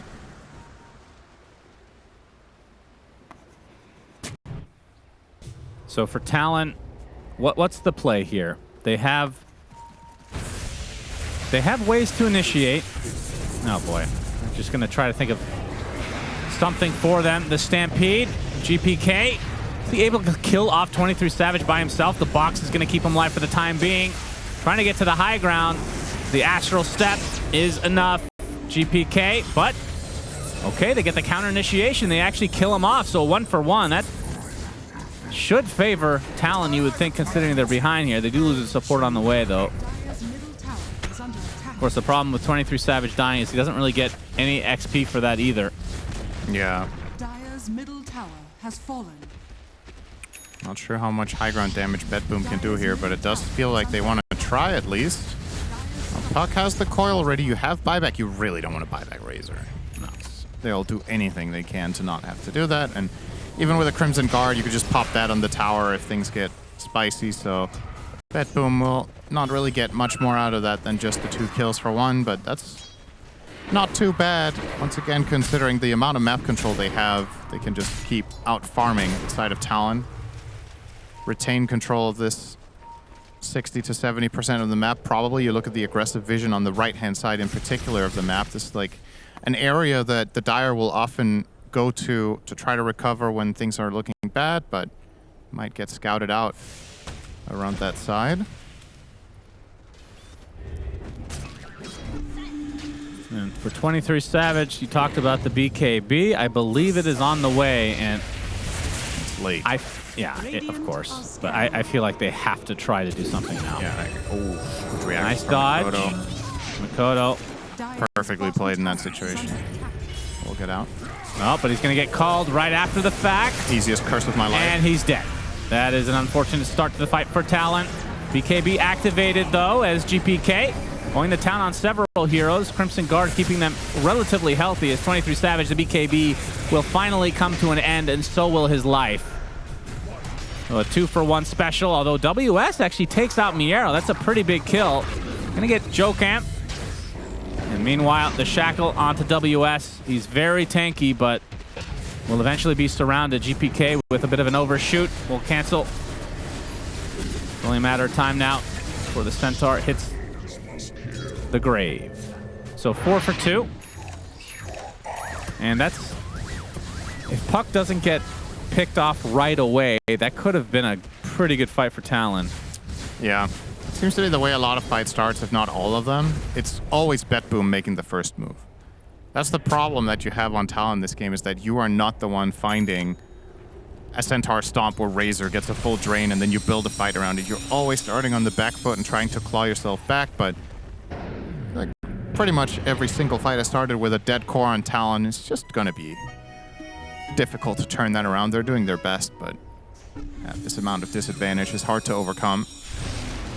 Cuckoo will find trouble. Trouble will be scared of him, though. Indeed. I think a player should choose the nickname Trouble. That's true. We've had some... What were some other names that are hilarious to say? PP. Yep.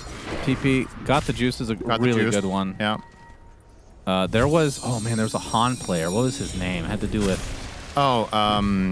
He played Dota as well. Yeah. My Nuts. Yes, My Nuts. Yes. My Nuts gets destroyed. Yeah. That's a good line. My Nuts drop to the deck. I've probably said that one. I've definitely said that at some point. Sounds like something you would say. Even outside of Dota. Yeah, classic dinner conversation with you.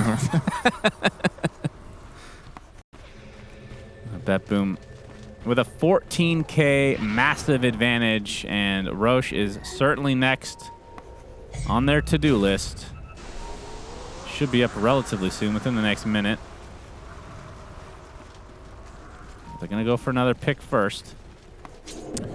Yeah, not really going to find anything here. Talon have evacuated the area. They're sending Centaur bottom to push out the wave with a little bit of protection from Jokam. The other heroes are just hidden away in base. So even though the smoke doesn't find anything, at the very least for BetBoom, they clear out the perimeter, and by simple process of elimination, they will know where Talon have to be now. And they, in addition to having a ward, they would have probably gone here anyway, to be fair. It's like, where else would they be? But now 23, could be a clean jump on him if he finishes the camp. There it is. Yeah, there's the call with the blade mail and choppity chop No for buyback. Miero. And that'll open it up for BetBoom. No waves, though. I guess just go mid is get on the Roche. way. True, Roche could be... They could grab that if they wanted to. But I Feels think- like they could just get that any time, though. Yeah. They want more. Heading to the north to try to get Makoto. We see a bit elusive. Radiant's bottom tower is under attack. Save, a Glimmer. Looking for a shackle under a sentry. opportunity. Power shot, Gale Force. Makoto will get the illusory orb off, though. That was close. He disjointed a melee shackle. Roche was getting attacked. As Miero will find a support target. WS, though, with the hoof stomp to follow. Still should be a chop to calm Miero's BKB. Now you can see a nice shackle, though, onto the puck. Makoto dead again. Stun locked. I mean, this is the kind of stuff that he has to try to get away with, but does not work out as Cuckoo goes down to Kiritich. And 23 Savage doing quite a bit, but the Sunder available onto his teammate. And 23 Savage actually coming out on top here with the help of WS. Takes out Miero. There's the Nightmare into the Astral Step, and eventually 23 Savage goes back to Fountain. And of course, we've seen this story before. The horse meat's on the menu for BetBoom. Save needs to not kill himself here. He's hesitating to shoot. Okay, we'll drop him. He'll power shoot, though, in the end. Full cleanup. Time to go high. Heritage with the Demon Zeal. He obviously doesn't have too much health to work with here. When AA respawns, he needs to be careful. Yeah. Never mind, he sunders a teammate. Kataomi has to be careful. Yep, very careful. There's the meta. Meta's popped, so this will be Dire's middle tower a full lane in all likelihood. They had buyback on the Centaur, but not for 23 Savage. It's 20 seconds away.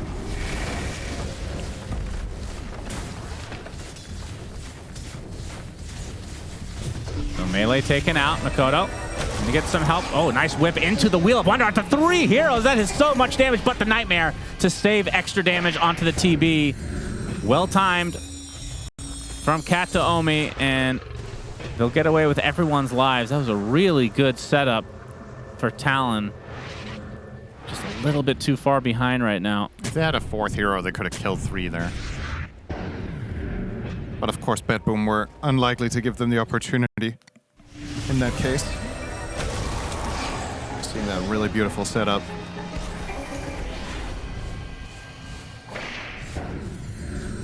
A little glimmer there for Talon, just can't capitalize. BetBoom can go into the Roche Pit at any point. And surely Talon, if they know what's happening, will have to try to contest. It's just going to be difficult. Coil's up in 20. Wheel of Wonder as well.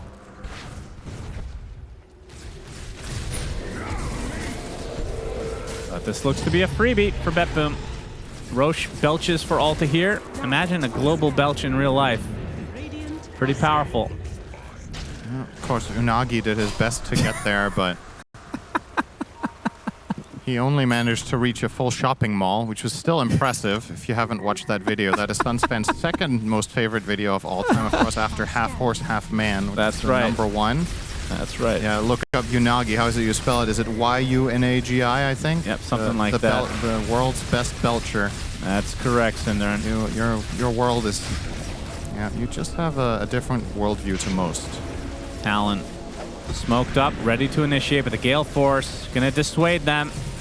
Kiritich, the pit, he gets the Aegis, he gets the goodies. Talon, are they gonna back away or force a fight?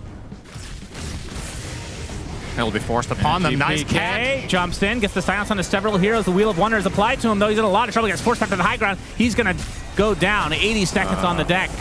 So GPK as Miero jumping in, but the box gonna save the called target, which was 23 Savage. Now he's gonna get the static link and try to apply as much pressure as possible. They get the Stampede. They cannot make up their mind whether they want to fight or not. The buyback comes out from GPK as Cuckoo sundered by Kiritich. And now Jokum will get focus fire by the support.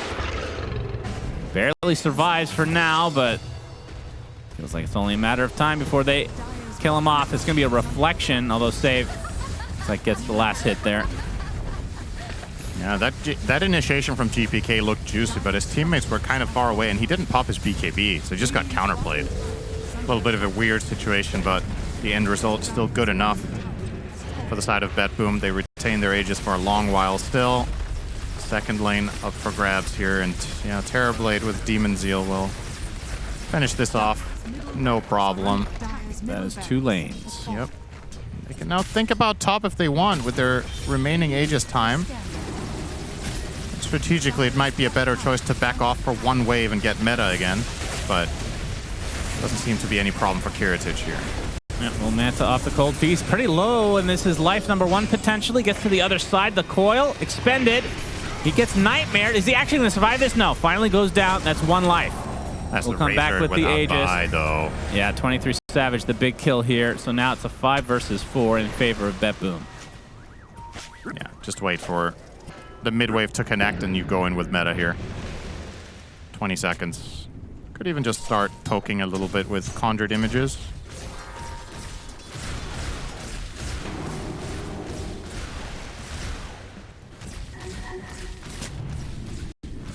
Miro looking for a blink target.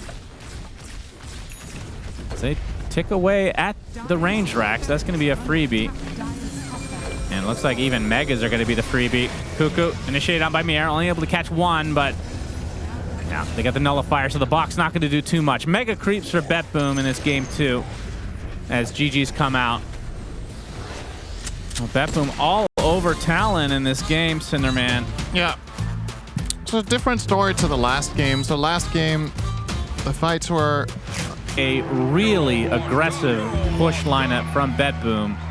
You got the Pugna, Enigma summons, Death Prophet, of course. And on the other side, tons of physical damage.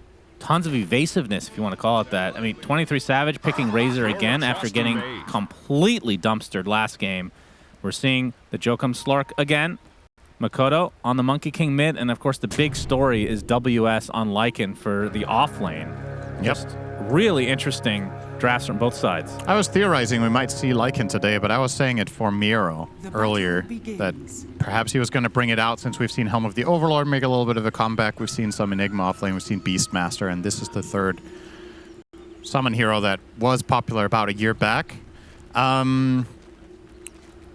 I think it was interesting to hear the panel talk about this, and Misery to be a little bit of a devil's advocate here, because I kind of share the sentiment overall of their conclusions that this is a game that BetBoom could technically win minute 20, but if they fail to do so down the stretch, I have a hard time seeing them win it late. So it's a lot more polarizing than a lot of the other drafts we've seen where, yeah, both teams have okay lanes and then okay late game, etc., etc. The main thing that stood out to me was I think BetBoom's drafting style in this game is actually to counter Slark out of everything, which this is an interesting idea to solve the problem that Jokum proposes when he plays this for Slark. The whole map control aspect of Slark and the way he's super disruptive and annoying doesn't matter if you're just pushing as 5, right? Yep, like that's true. The hero doesn't really do very much in those exact situations. It's more when the game devolves into this play the map, everybody's farming, game gets slower, then he's one of the best supports. But I'm looking at a BetBoom team that could just be looking to win really, really fast with a couple of auras. I think Crimson Guard is S tier this game. You're going to probably buy additional, maybe buy Vlad's as well on your Enigma, or at least the drums. And on top of that, at the very least, your bottom lane for BetBoom should be mega easy. I don't see them doing anything here with Slark Lycan. Probably the worst lane of this tournament. That's like, saying something. This lane is awful, okay? And they know what they're getting themselves into. They're willingly picking a losing lane because they like the long-term prospects of Lycan, which I totally see, but it's a gambit, right? This is a dangerous thing to do against this level of opposition. But if they can get away with it, well, that's a start. You could win later. Curry kill on with the stick. And for the Lycan, as we have a pause, WS takes the Alpha Wolves. Yep. Which was at 6 levels, I believe, right? Yeah. Wolves. So yep. The 2 extra, let's read them to become familiarized, of course. Level 5 Wolves gain Hamstring, which empowers their attacks to root enemies. Yep. And they take more physical damage. Level 6 Wolves have Hightail, active ability that gives Wolves phase movement, evasion, move speed, and attack speed. Yep. So they become a real pushing menace at that point. And they're also the thing we saw the Alpha Wolves do when Lycan was a bit more popular a couple months back was go Alpha Wolves and then run at supports. And they were just defenseless. And you can see this is part of the problem with this lane. What you want to do when you're playing against this, when you're playing such a weak lane, you want to pull waves. But Bane is the king of preventing that. At the very least for Talon, they do manage to do a hard camp pull, but BetBoom stabilize here, bringing the waves together. And as expected, Kiritich is already starting to build a meaningful advantage against WS down here. Yep, only 9 last hits so far for the Lycan, but you can look at the other lane. 23 Savage has less. He has 9 right now, so quite far behind. It's Jokum trying to get this Lotus. He will get it, and now the Pounce connects onto the Kunkka as WS. If they can get this kill, Cinder, and my goodness, he has to pop the Fairy Fighter to survive. Kataomi gets away with just a sliver of HP as well. Yeah, that's basically the one type of context of fight that you can win as the dire side in this lane. If Kunkka keeps running over and fighting a Slark that's just trading with him 1 versus 1, gaining a lot of stacks, you can get overwhelmed. That got scary just because they wanted the Lotus, but they didn't get the kill. So the dust settles here. Or does it? Well, No, the there's this howl. low. Yeah, Torrent's going to slow down this push, but you get the what a pounce sick from afar. pounce. Jokum is going to set Wow. up first blood onto WS against the worst lane of the tournament, according to Cinderin. I mean, I'll tell you this much. BetBoom are disappointed. This should not be happening, and I will stand by that. The worst lane of the tournament. It's like The worst lane of the tournament, according to Cinderin. Dominating now. You know what's worse than the lane? You're the worst. You really put You this are the jinx worst. to the test, I mean, and this- it is powerful. I the know power that you have. my curses can be strong. I mean, I can't. I actually am a little bit in disbelief that they found a kill level 3. Like, that's just not. And it's a snowball effect, right? From the fight at the Lotus pool that was unnecessary to take. For the Kunkka, they lost so many resources. It was such an unfavorable trade that before they had additional resources coming in, you could go for that dive. What a play from Talon to recognize the opportunity to even make that move. It's very easy in a lane like this to just get into the mindset of let's just farm, but you know, even at this level, mistakes like this are going to happen. People overplay a little bit sometimes, get out of position. Arrow, ooh, pops the Lotus to survive. As a pause comes out, GPK needs to change his pants. Why? We'll reconnect soon. Why does he need to change his pants? Because Miero almost died. Oh. He's very invested in how his Enigma is doing. Well, Miero's he's a very likable individual. You Yep. know, he's a good kid. Can't say much about the rest, though. You know. All right. Well, that's a nice bias.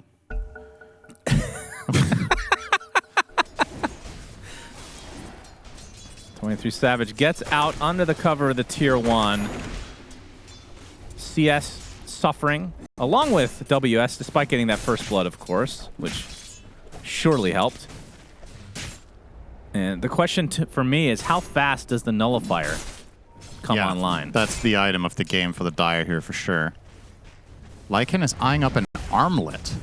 Yes, indeed. So WS not planning the Dom, which would be an obvious choice against this support duo. You're playing against Pugna Bane, you love having more units. They can't kill them off at all. The only hero really cleaving in this game is the Kunkka. Nobody else will kill off your Swarm and on the Lycan. But man, what a dream start. I say that as it's 1-0, but honestly, What a dream. this was a lane you were not expected to do well into Okay. again.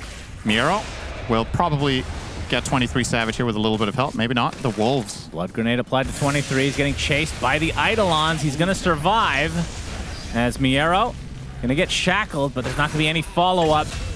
So Miero, he's going to die to these Wolves. It's going to be close.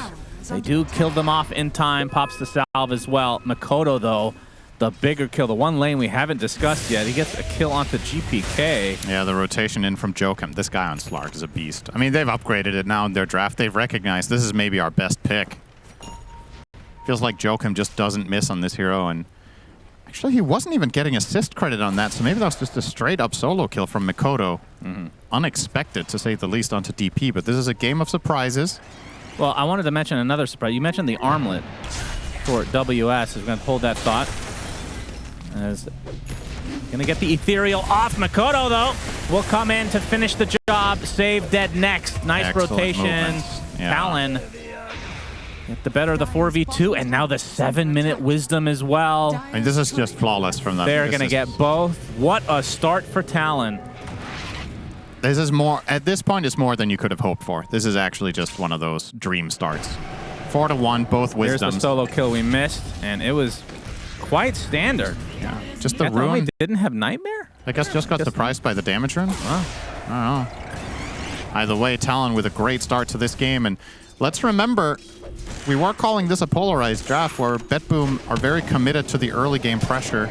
If the lanes go poorly, it can be hard to put that pressure. At this time, not able to find what they came for, so GPK shrugs off the Wukong's command. I wanted to mention, again, you said the armlet for Lycan. He's buying Mask of Madness first. Dire's bottom Am tower I is missing under something? attack. This is just the...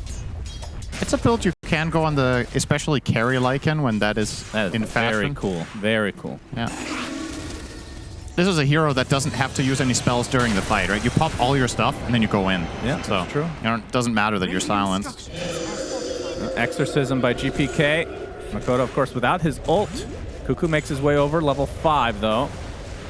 As now we start to see BetBoom's lineup being put to good use. Got the Nether Blast with the Exorcism. This is a dead tower at the 8.5-minute mark. Yep. The Mask of Madness reminds me, I mean, have pros actually been doing this? Because it reminds me of old, like really old pub builds. Mask of Madness, like Deathso. As 23 Savage can take another blast to the face. Decrepify as well. Miero in range for the Malefice, and that's an easy pickoff. Kiritich wasn't even needed here. I'd say it's rather uncommon on offlane Lycan, but it's not a novel idea in Pro Dota to run Lycan with Maybe it's just been a long normally. time since I've seen it. Yeah. And I wonder how much of this is because of his good start. Like, he might have gone for a different build if the lane did not go as He well saw as it did. 23 Savage's last game. He's like, all right, I'm going to play carry, guys, from the off lane. Don't worry about me.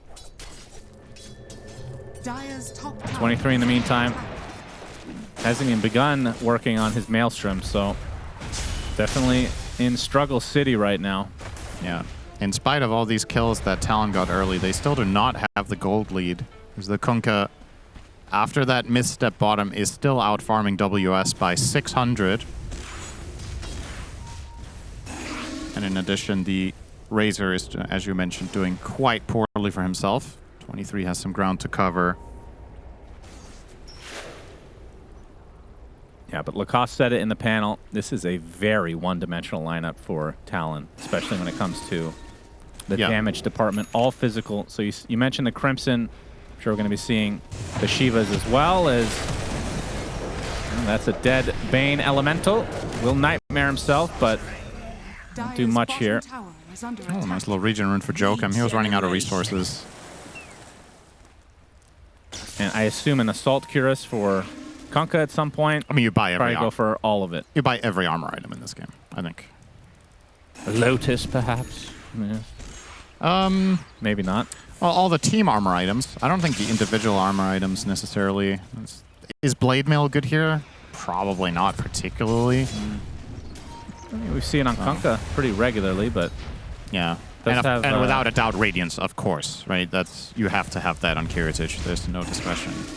So he'll get that.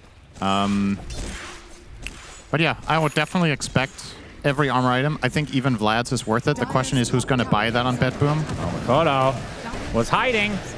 Kataomi dies to the soldiers. And Bane actually pretty decent against the Monkey King in certain situations with that Nightmare because the old facet, you could leave the Wukong. It didn't really matter. Yeah, true. You can walk him out now. GPK, oh my goodness, he stuck around knowing that Makoto was in the area. Radiant's He gets middle deleted. tower is under attack. WS actually gets it with the Wolves and now a tier 1 tower. So talking about the push from BetBoom, don't forget that Talon also have some push of their own. This, with all the expectations we went into this game with, this is such a great position to be in for Talon because this is the part of the game where things are meant to get the scariest is the upcoming 10 minutes. So if you win the laning stage, you're setting the tempo and controlling the map. I have so much faith in this Dire lineup being able to win this game. You're going to activate Jokum, you're going to avoid the Death Ball, Dire's bottom tower is under attack. and set the terms for this mid game. And talked about the Lycan versus Death Prophet matchup. They did that on the panel. Dire's top tower has fallen. If you build Lycan like this with heavy right click, you're going to need a lot of armor on your heroes to survive this onslaught. The good news is you have Enigma and Black Hole against multiple up close and personal heroes. Monkey King, Lycan, and Razor a lot of the time will, if they want to go on the same target, they're naturally going to stack. So I think that's going to be a bit of a challenge for Talon is to play the angles. But Lycan, of course, loves to do that. He can flank. But yeah, so far so good for sure for the side of the Dire. GPK spotted out. And Jokum just walking by. Oh, Kataomi Wolf. eaten alive by the wolves. Goodness. Kataomi has Nightmare still for himself and Brain Sap as well. Makoto looking for an assassination. Yeah, if that was level 6 wolves, he might have died. Yeah, level's 5 right now. They can still deal with them for now, but when they get Hightail, it gets a lot worse. Wukong's? He has Arcane Rune, so this is not as big of a commitment, but no backup.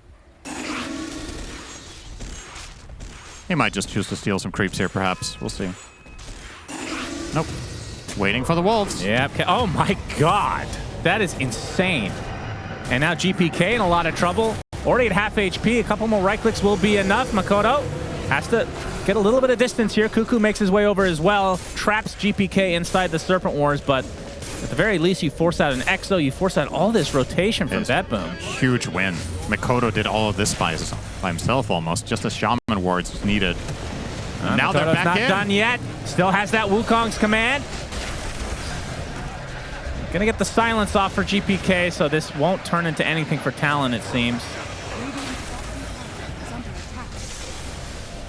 Decrepify, you're already seeing how powerful it is against the lineup of Talon, which, again, is why we bring up the Nullifier and how important the item will be going forward. So Armlet, Mask of Madness for the Lycan, Mr. WS. I think he's going Nullifier next. I'd love to see that. They're creating so much space on the map, too. Like, yeah, BetBoom cut their losses there, but in the meantime, the Razor and Lycan were both completely free farming for a minute.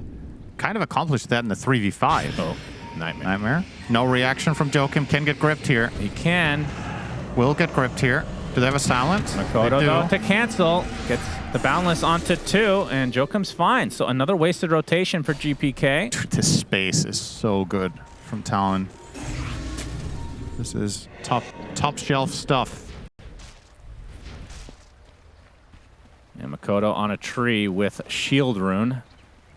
As the Wolves continue, I mean, Slark and Wolves. Like, how much vision do you get this game? It is ridiculous. As the Pugnet cleaned up easily, and now WS just going to town on the tier 1. Things looking quite good for Talon in this very unusual lineup. Instantly gonna smoke to top here. It feels really good for Shadow Shaman to play with Lycan Wolves. It gives you kill potential that you don't usually have. Because you have a lot of lockdown, and the Wolves do so much damage to the supports that not only can the Wolves scout out so you can get the Hex surprise, but they can actually contribute to the kill. Miero, speaking of.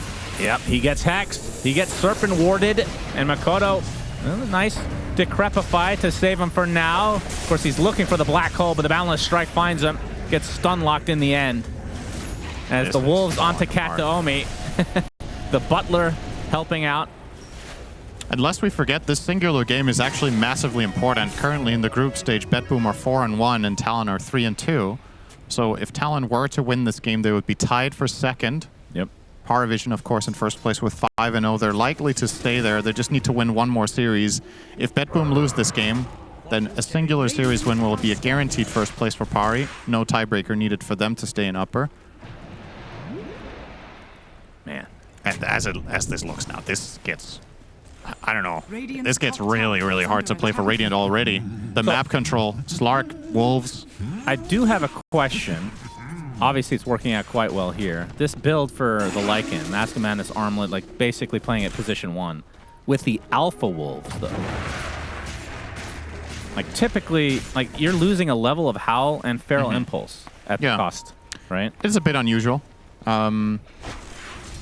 But it's working so far. If you're ahead by this much, I think the logic that he might be going for is he wants to pose so much of a threat himself that it's going to relieve pressure from the other two cores. If he goes more of a utility route, then potentially you run into the issue of, well, if Razor gets gripped, can we actually win the fight? Or if they manage to isolate the Monkey King early and kill him. Well, enough space has been given from Talon's moves here that 23 Savage is now second in net worth overall. The Hex initiation on a Miero.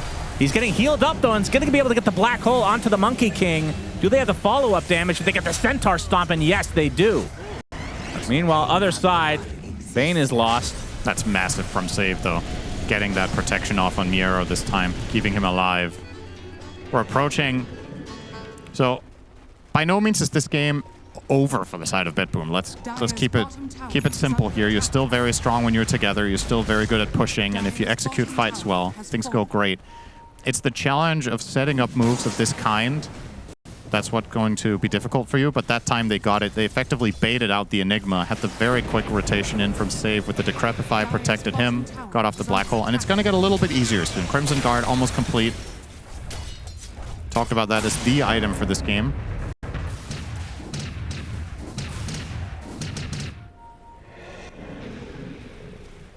And Miero's always going to be something to contend with from the Talon side. They have to worry about him all game long. Makoto is going to get off his ult.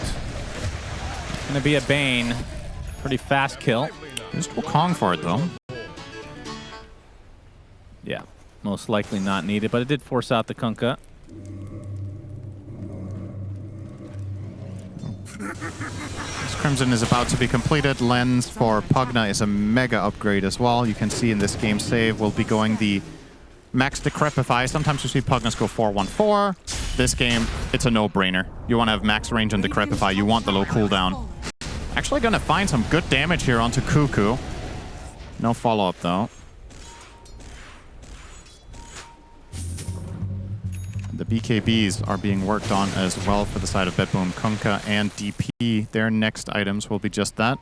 Want the freedom of movement, want to be able to ignore the Shadow Shaman and part of Monkey King's pressure. It's not the most obvious BKB game when you look at it. I don't have that many disables on the Dire, but might be worth it. I think other teams and other players, perhaps in this position, would be prioritizing something like Force Staff and stat items. See if those BKBs end up paying off. They definitely counter Cuckoo, without a doubt. Oh, yeah.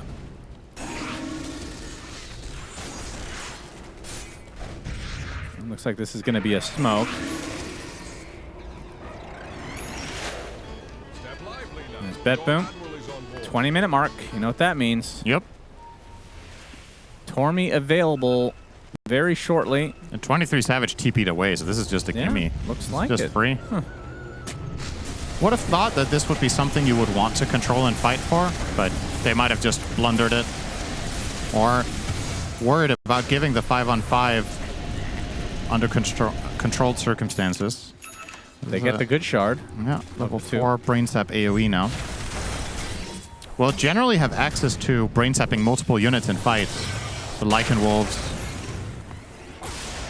will help. That is true.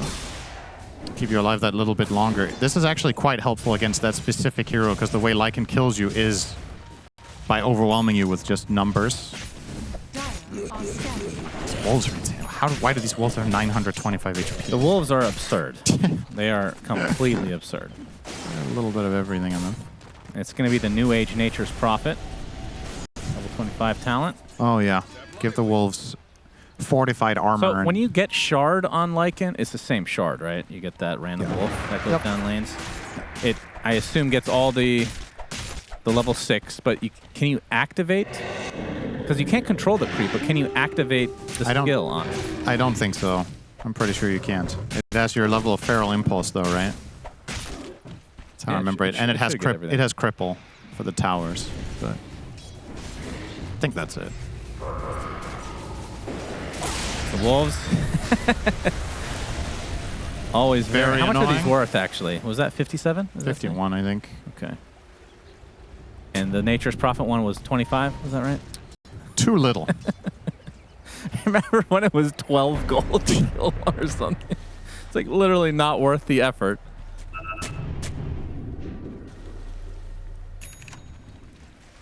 All right, so Talon now have the double BKB, although Makoto is 700-ish away from his, so Dire's middle tower likely to wait for that, and then that's a pretty gigantic power spike for them. They're really taking their time with these nullifiers. Lycan going BKB into AC.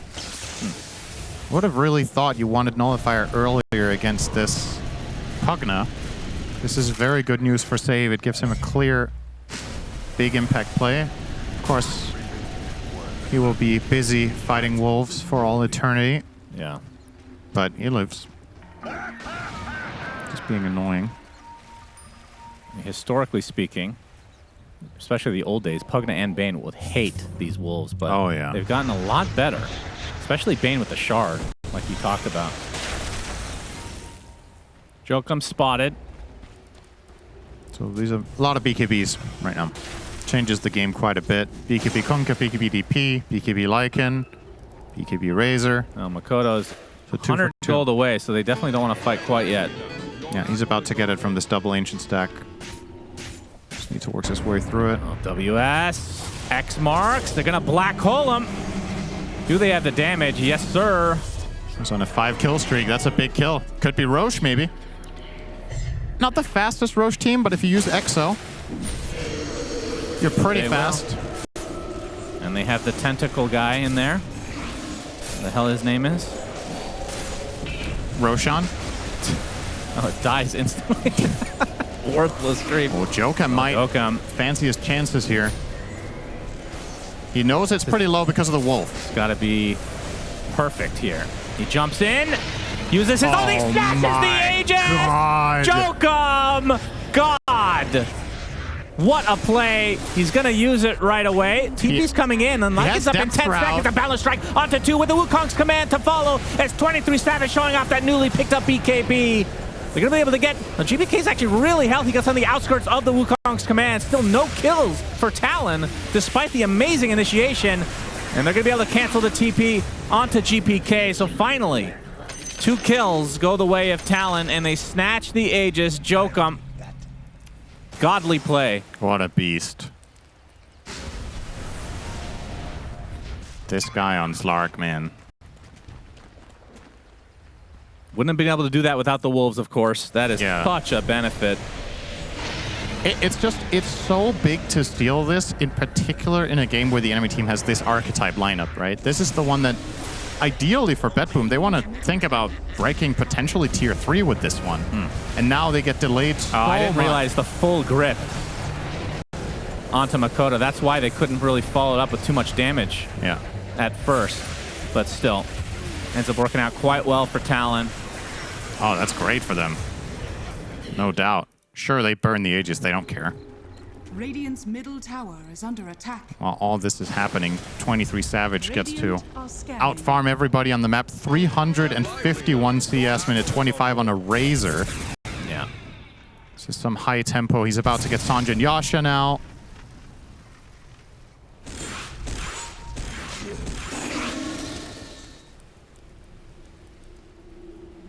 So now there's going to be a large set. I mean, the Aegis was used right away, so this is going to be a long period of time before the next Roche. Yep. And I feel like with every passing minute, it favors Talon more and more. And I'm saying that in spite of them being against Enigma, one of the late-game beasts, but the lineup of the Radiant gets harder to play later on. And my biggest concern for them is damage when late game comes around on the Radiant side.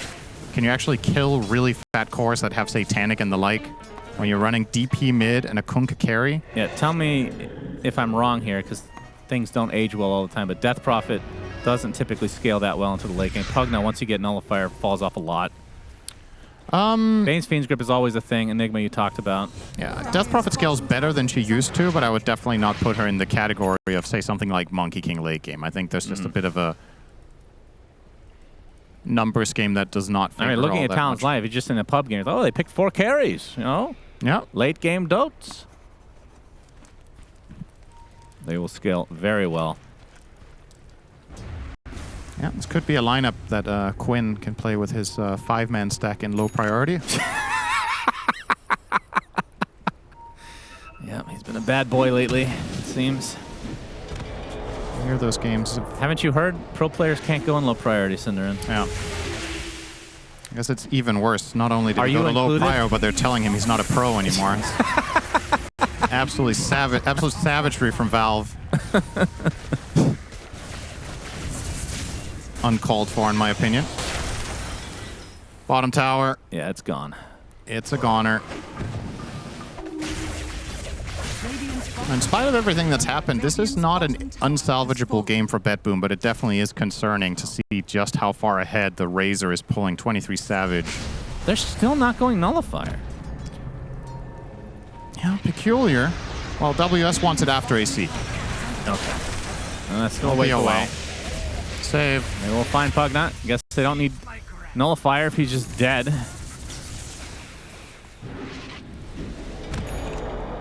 Makoto getting close to finishing the full S and Y, and from there he could probably just start going some really late game damage items. He is going Nullifier before AC. He changed it up.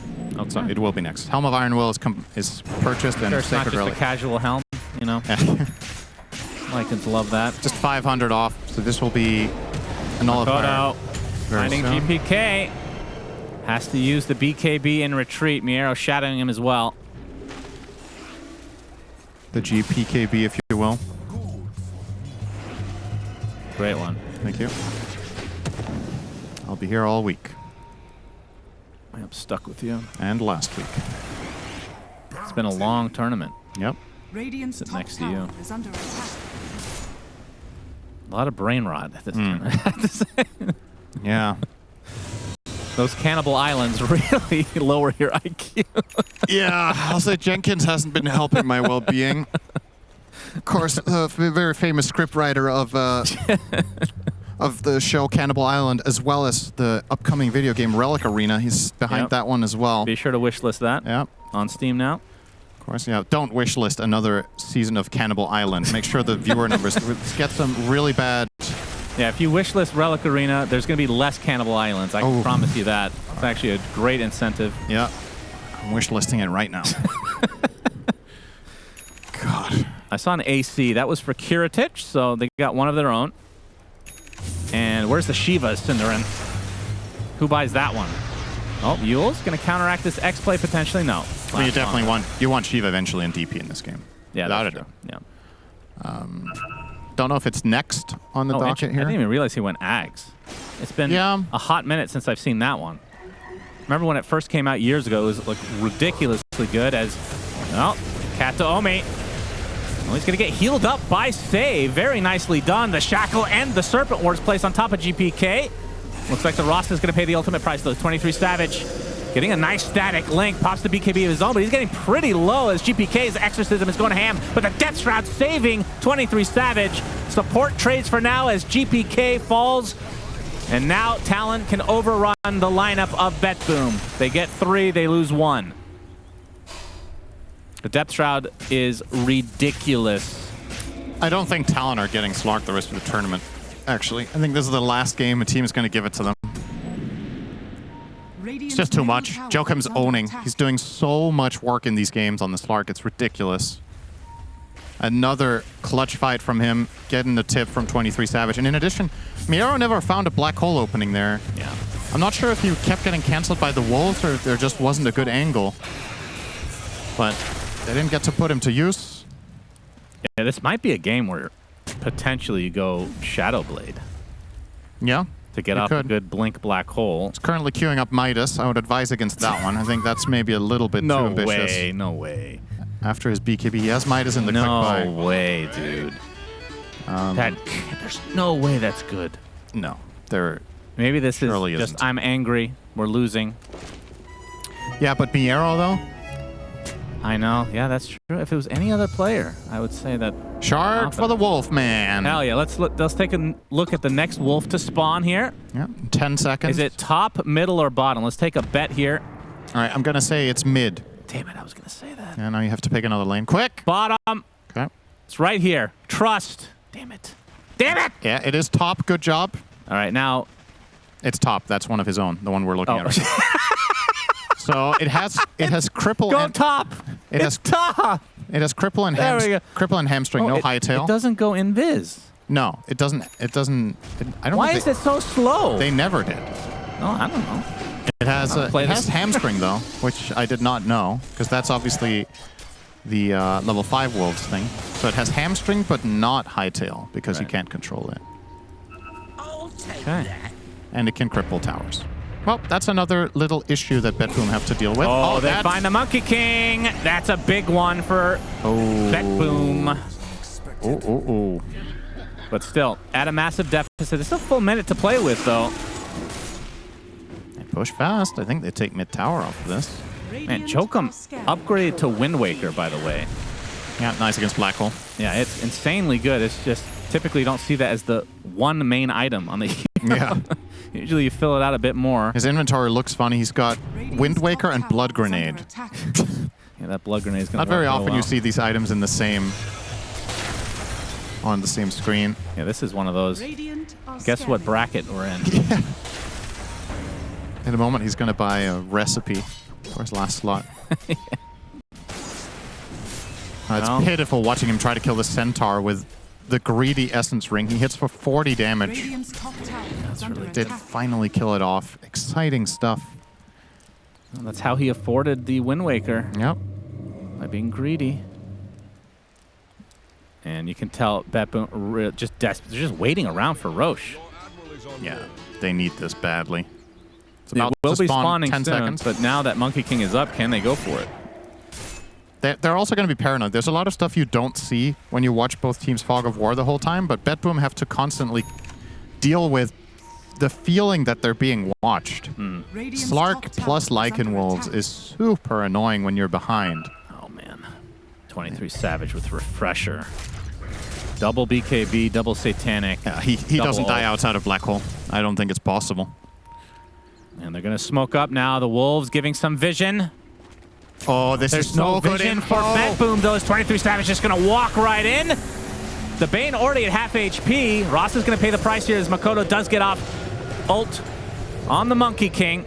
Doesn't really find the connections, though, as GPK now static linked, and there's the Refresher from 23 Savage. Double ult, but as the Ghost Scepter, oh my god, evaporates.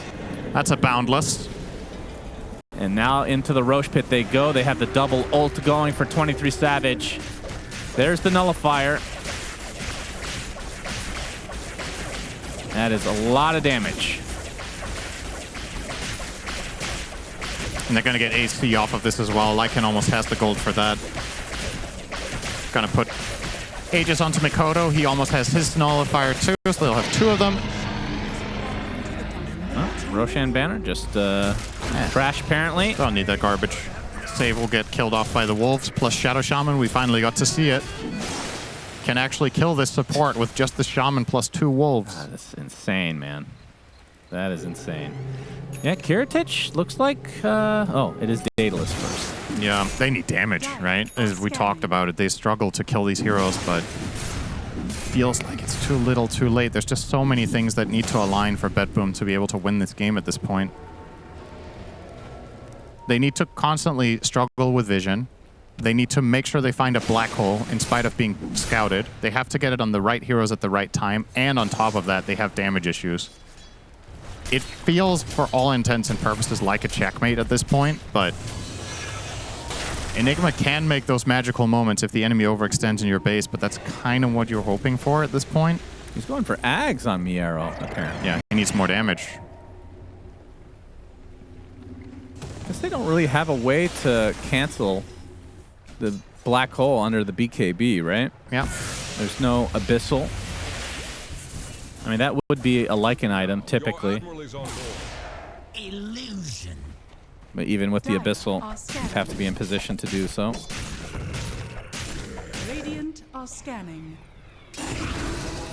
Cuckoo catches GPK. Serpent Ward trap, and 23 Savage has the static link. GPK melts. 6 deaths for him. Might be able to force high ground with this. You have Aegis and you killed a big core. You just need to not stack for Black Hole. Start poking with the Lycan. It feels bad that they don't have a Shiva still. I mean, it's obviously not going to be the difference maker, but I just don't get the Ags. No, me neither. For Death Not on Prophet. board with this one. I agree 100%. I think I feel like Shivas must have been better this game. Generally speaking, this is one of the more underwhelming Ags in the game now, I would say. It's like bottom 25%. Yeah, and it's also... I'm not so sure about GPK's item build in general, because this is what current Death Prophet tends to do a lot, is go for this Witchblade build-up. But recognizing exactly what type of game this is, you might have been better off building a little bit more defensively. So, not sure if he's regretting his choices now. But it's also one of those cases where you have a plan in mind of how this game is meant to go. You start your item build, and then obviously when you are building your Witchblade, you're committed and things went wrong. You can't just, pretend it didn't happen and sell your item for full value and get another one. You're kind of in there. But He definitely had the choice to pivot away from Ags. That happened late enough into the game that he could tell he was behind, so maybe Shivas would have been the better choice there. 25,000 lead. Yeah, it's massive. Still 2 minutes on the Aegis. They have all the outer towers. And Joachim now with the blink, so he will always be able to get in range to save people with Depth Shroud, with Wind Waker. Self-exile. Yeah, that's for himself only. Yeah. Imagine you could cast this on allies. Yeah, that would be Book of the... Wait, what was that called? Book of Shadows? Book of Shadows, yeah. Ish. Yeah, a worse version. That item was crazy. Absolutely bonkers. As tier 5 should be, Synderen. Yeah. Remember when Grimstroke came out and that was his basic spell? The first Ink Swell. Oh my god. That spell was... something else. I barely remember that. Yeah. It was effectively Book of Shadows on allies. So you made them untargetable as they were running in. Yeah. They couldn't attack and they were silenced, but they were untargetable and they would explode. You just put it on a Weaver or, you know, whatever melee core. They just run in, stun people, and then they pop all their stuff. Yeah, that's pretty redonk. That was insane. I think the numbers were also better on the damage from the tendrils. It just did so much. Doesn't look like they're going to push with this Aegis then. They don't have to. They must be feeling like they're gaining 1k GPM. They have the whole map. Spreading their heroes out nicely. Taking the space. And they know for BetBoom how difficult it is. This is the thing. When you're this far behind, usually the way you get back into the game as Radiant is you make a team smoke and you try to find a team fight that you win. The problem is getting out on the map unnoticed against this Slark and the Lycan Wolves. When the waves are constantly pushing in, you have to give away some sort of information all the time. Look at the wolves; they're just on patrol, just constantly running around. A bolt of pain from the blue. Well, we'll see if BetBoom have enough time to get this Divine on Karatich, but still quite a ways away. And now that the Aegis is gone, Talon. 23 Savage specifically. He got rid of his boots and now has Swift Blink. He is fully 6-slotted. Still could go for... I mean, Aghanim Scepter here is excellent since you have Refresher as well anyway. Haven't seen Shard that much on Razor since they tweaked it a while back. As a smoke now. Technically from both sides, but BetBoom, full team. Yeah. And this feels like a do or die for them. You need to not run into Slark here. That's the most important way to start. Makoto. And Makoto would be a nice kill. He is a tree now, though. A little harder to find. Radiant are scanning. And every passing second, this becomes more and more obvious that BetBoom are doing this. They've shown 0 heroes on the map for half a minute now, and yeah, this smoke is just not going to find anything. And now top and mid are going to push in, so they have to go back. Especially with that Lycan Wolf in each wave, Synderen. That's up. One of 3 waves. Every little bit counts, and now the smoke from Talon. As they see BetBoom in their base, knowing that a smoke has failed. They burnt the Crimson for the tower, so if any fight were to break out, they won't have the Crimson Guard. But they're going to hide in base. Complete chokehold. Well, Ketsuomi tried to go out. Yeah, they jump right on him, delete him. GPK, can he get to the force field? He's stun locked and dead. 2 out of the fight for BetBoom. They have the buybacks, but they lose a 3rd member, and now Talon gonna force those buybacks. As 23 Savage and WS poking at the high ground. That's 1 buyback from Kataomi. Talon resetting, it seems. Surely they're not happy with that buyback. Yeah, it's another 5,000 gold. Not bad. Yeah, they don't have the Lycan ult, so gonna play it safe. Oh, they got the grip though on the high ground. Miero, Midnight Pulse as well. Boat is coming. That Monkey King is dead, and now the Black Hole on for the pesky Slark dead as well. Cuckoo getting caught off guard. Gets the Force Staff to the other side. They get the X. So 3 pickoffs for BetBoom. A little bit sloppy for Talon. Yeah, a rare slip up there for this game for Talon. They separated a bit too much, so Slark couldn't get in there and save the Monkey King fast enough. He tried to blink over for the depth shroud, didn't get in range. Then he got black holed. Then Cuckoo tries to help him. Then he gets caught. Well, that was the 5k gold they just gained. They just lost it immediately. But they still have the buyback down, which is big. But a little slip up there. We're 43 minutes in. We talked about BetBoom's pushing. They don't have a single tier 2 yet. That's kind of ridiculous. This was the point of their lineup. Yeah. You're obviously going to play it out till the bitter end. Cuckoo will get a shard. Better foul play. And an early Roche spawn. About 20 seconds off for this. If BetBoom were on, if they were in the pit when it spawned, they might actually be able to get this, and that would be massive for them. You don't want to give this Aegis over to Mikoto. Yeah.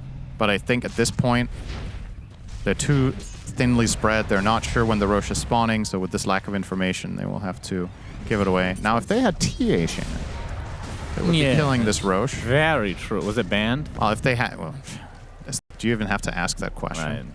Right. If TA was in the game, this game would have played out completely differently because it would have had a TA, and therefore it would have won. I see. All right. That's how it works, huh? It's pretty much TLDR, really. Roshing time for Talon.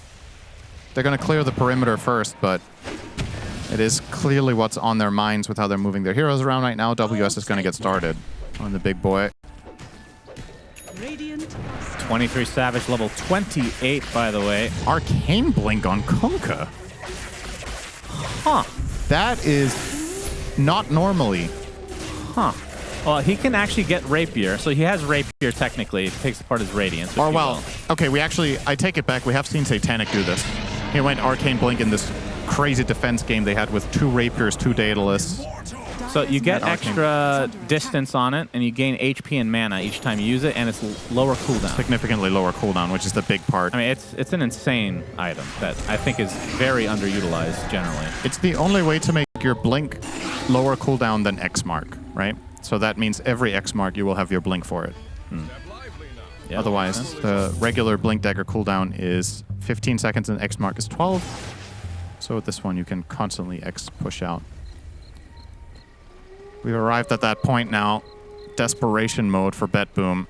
Do you think they're going to miss the Radiance at all at this stage when he takes it apart? No, not anymore. It's lost its luster. I mean, it's still useful, but doesn't matter nearly as much as it did 20 minutes ago.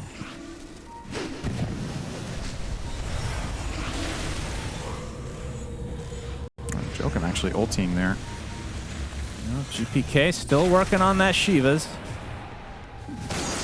Could finish it, I believe, but I mean the buyback situation obviously pretty important. Yeah.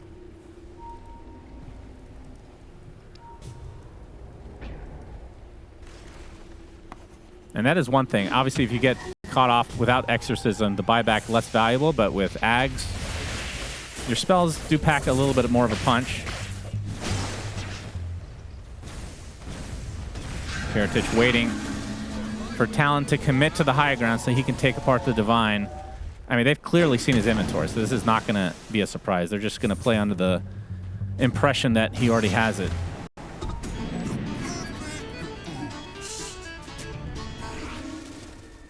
He's the main one getting farm now, though, which is maybe a bit of an issue. He's the only one that can get out of his base safely. They are so starved. 33K. Lead for Talon. Aegis, Cheese. Was there? Yeah, there's a refresher shard, but it's in the backpack of Mikoto, so we'll wait for the Aegis to be consumed and then have the double BKB and another Wukongs to work with. He is 25 now, by the way, so he has the bigger Wukongs. Yep, it's going to help them push. Thinking about what Joken will buy next. I think there's some interesting potential angles here. One would be Abyssal Blade, Blink, stop Black Hole. You can get Refresher.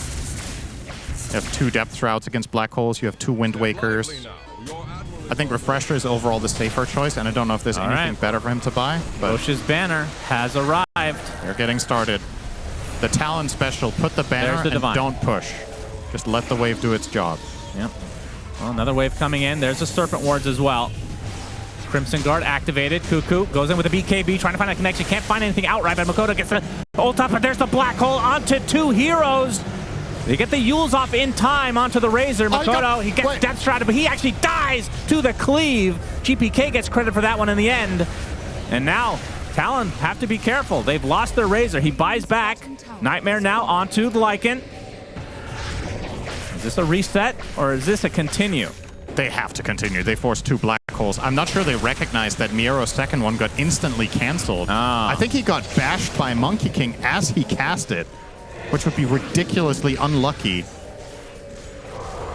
But that is what it looked like. Out of range of the melee barracks is just really unfortunate for Talon. And a Roche banner falls, and they're going to fully retreat. My goodness, what a hold despite being down 30+ K on the BetBoom side. Let's watch this again then. Just look at the Enigma here. If the second black hole goes off, you crush this fight. So there's black hole 1. It was a good one. Makoto. Refresher. He gets bashed. Yeah, I guess while he's casting it. Wow. So it also went on cooldown.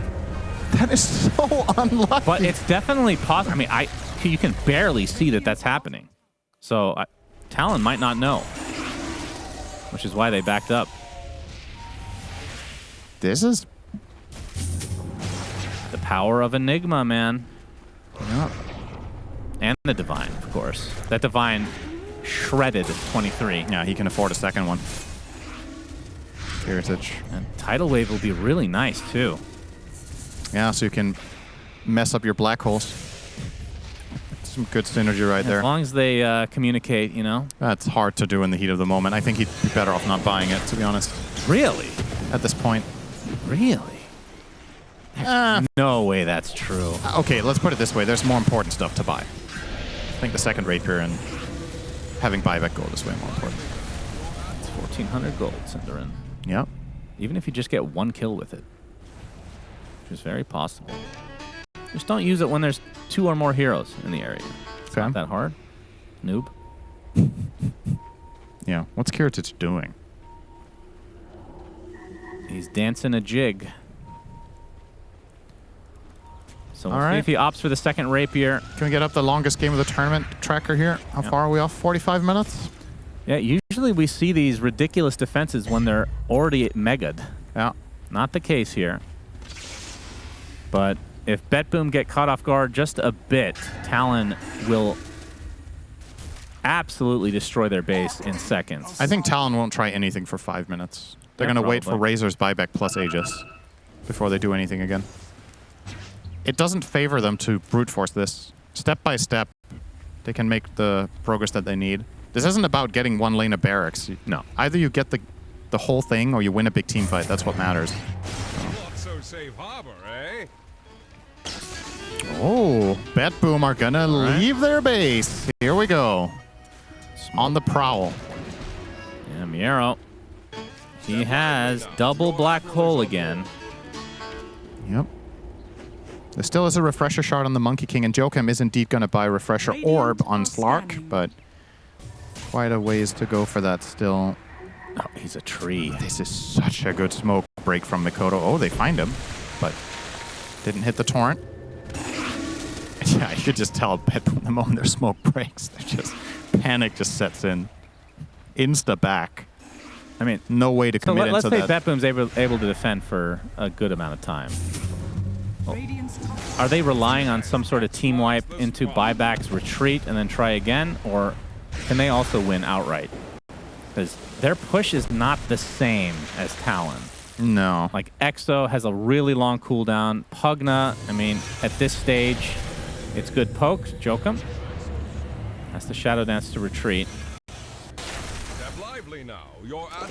It's an interesting hypothetical to consider for a team that hasn't crossed the river for 20 minutes. Yeah. But, you know, maybe someday we'll get to see the other side. I hear it's greener on the other side always. Don't know so much about the dire half of the map, though. I think the Radiant one's a bit greener, but, you know. Depends on your perspective, of course. Yeah, your perspective of whether green is actually green or a different color. Well, green can mean not literal, you know. No, it can't. Hex. On to Lycan. Okay. Another way to perhaps initiate. Do you start considering like Eon Discs now? Do you get more Wind Wakers? Do you get an Abyssal to stop the Enigma somehow? Like, there are options for what you could do here at the side of if Talon. you can try to force out like a Lincoln's purchase from you. Yeah. Like right now, he's not threatened at all once the BKB is up.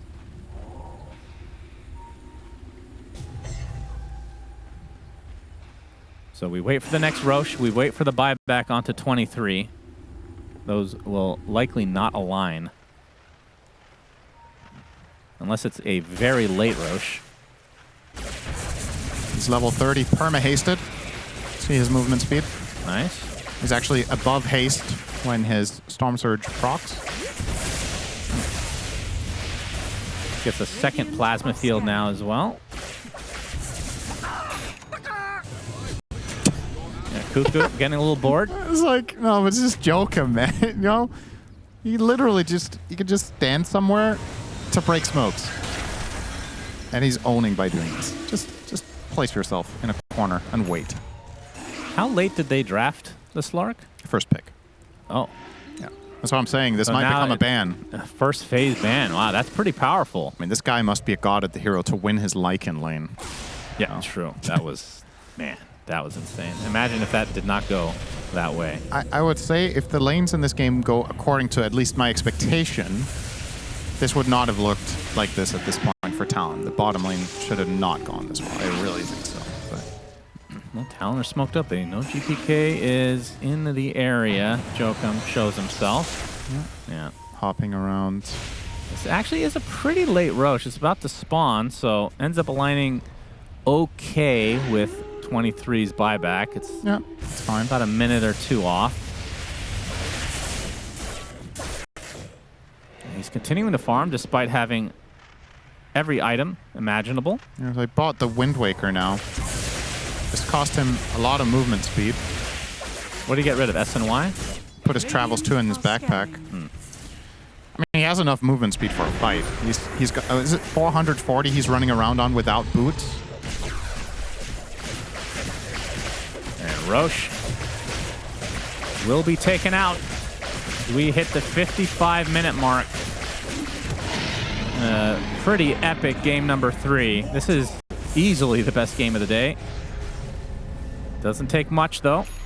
And it's ironic because of how polarizing this game was set out to be. Yeah, for sure. This was a game where we thought, okay, if BetBoom get things their way, they're going to run it down and crush the lanes and then into a base push at 25 minutes. If they don't and it gets too late, it gets really awkward, but probably too difficult. And here we are with an intermediary where they never took a tier 2 tower with the pushing lineup and are playing a 1-hour game on defense. So it's a complex game. A lot of things can happen. Kiritich actually opting to save his rapier in stash instead of running double. Okay. So he will buy back and immediately have a second one. Maybe when he can afford a third one, he'll start carrying 2. I'm not sure. Well, at what point can he one-shot someone? Do the math. 2100 HP on the Slark. Yeah, they have pretty low armor.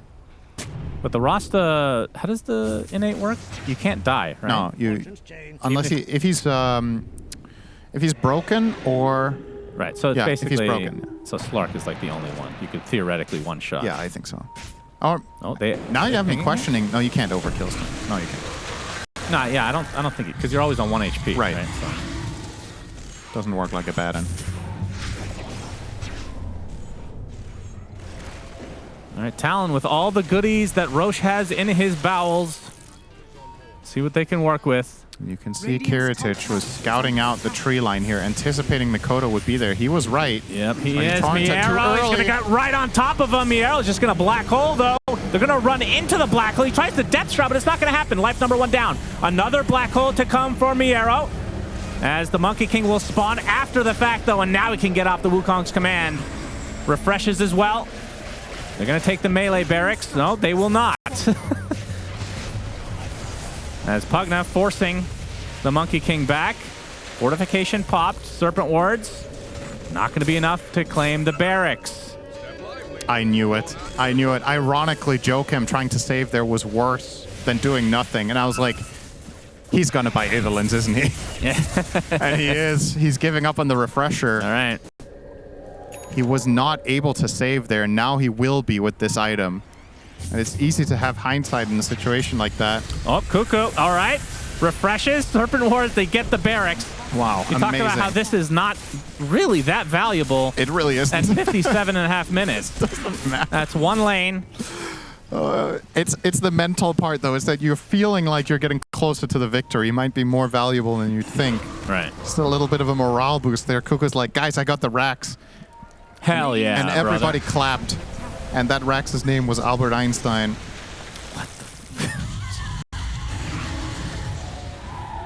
Tower almost dead in the top lane. Now the walls are starting to... Ooh, Aghanim Scepter. All right, so we're going to be biting some Monkey King or Razor. Yep. Very nice. Has not consumed it. We're going to be backpacking it for now. Yeah, I think he's saving for buyback still, as we're going to see the Ags on Bane. We're getting to extreme late game scenario. A 0 and 9 Bane with an Aghanim Scepter. So this is where having 0 Lincolns, I believe, is potentially going to bite them. It's really difficult for Talon to win this game right now. Feels like they need to itemize themselves out of additional trouble. Maybe some tier 5 neutrals can help. Oh, we're getting there. Thinking about maybe some Book of the Dead, just step by step. I know the pushing isn't what it was before, but you just need more garbage that slowly whittles down buildings. Radiant are GPK has finally hit level 25, minute 59. Radiant's top tower is under attack. Radiant's top tower has fallen. Extra Exo Spirits.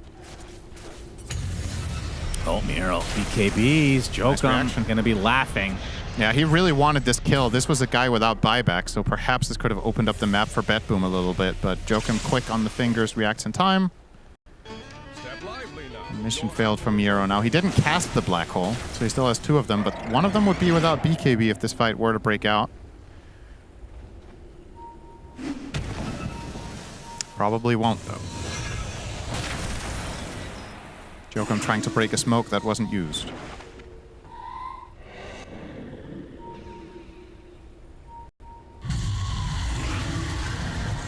Tier 5s. Yes, sir. The time cometh. BetBoom can't... Oh, going for the denial of the ward. He'll get it. Wind Waker's away. God, what an annoying hero. He's level 25 now. What even is the 25 talent of this hero? Shadow Dance duration. Oh my god. Second. 1.25 seconds. Well, Miro taking advantage of a little bit of space to get some neutrals. It's going to take them a bit to get enough for the tier 5 crafting. And Talon, I mean, that has to be the plan, to try to starve them out, get all the tier 5s for you, and then try to take advantage of that before they can fully complete them. My lightning forks. Oh my god, we're going to see this one again, huh? Divine Regalia on to 23 Savage. So 20% extra damage. If you die, you lose the item. Becomes broken.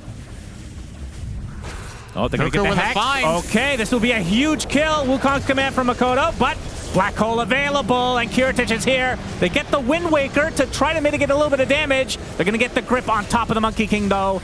Down goes Makoto, and now the Black Hole. 23 Savage, what is he doing there? Okay, Death Shroud. Yep, Death Shroud saving him for now. The Wind Waker as well as 23 Savage pops the BKB, doing so much damage. My goodness. He gets bit, I believe, is Kiritich. Not able to finish the job, and look at how low Talon are. They get 2 kills at the cost of the Monkey King. 23 Savage ready to go back in, though. The blink available. Middle tower is under attack. Yeah, Exo's down. Black holes are down. And 23 Savage, he still doesn't have the Aghanim Scepter, so the buildings don't melt that fast to him. Working on it now. Man, what a crazy game. Finally gets the Ags. So a second Divine Regalia on WS.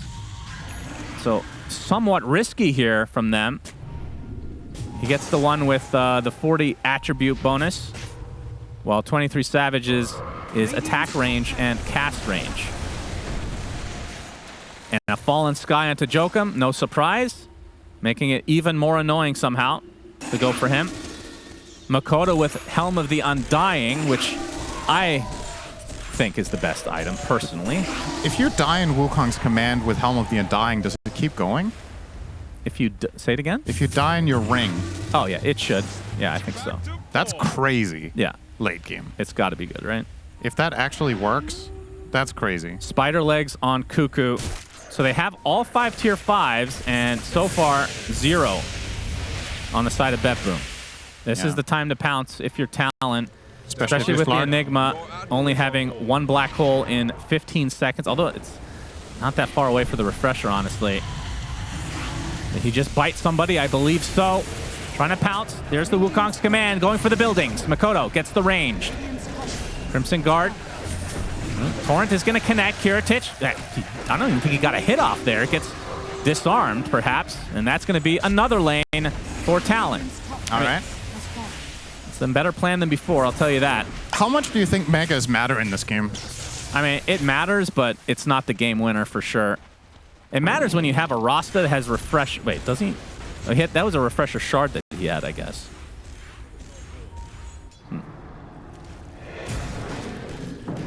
Radiant are scanning. Death by 1,000 cuts is the plan for Talon. The thing is, they have to. What's that? With a dull knife. Yeah, so it seems. And a bite, I suppose. Yeah. Death by 1,000 stirring spoons, more like it. I mean, you have constant pressure from wolves. Oh, that wolf! Stop the wolf! They got him. 40k lead for Talon does not feel like it is a Deso. Stygian, that is. At this point, the gold also doesn't matter that much anymore. It's about whether you can solve the problems with creativity. I mean, I shouldn't say the gold doesn't... It depends who the gold goes on. If Jokum farms up a refresher, for example, I think that would be very, very valuable. He should just be hitting creeps right now on the Slark. Instead of the Razor farming an additional 9th item, I think you should give Slark his 3rd. Might be a good idea.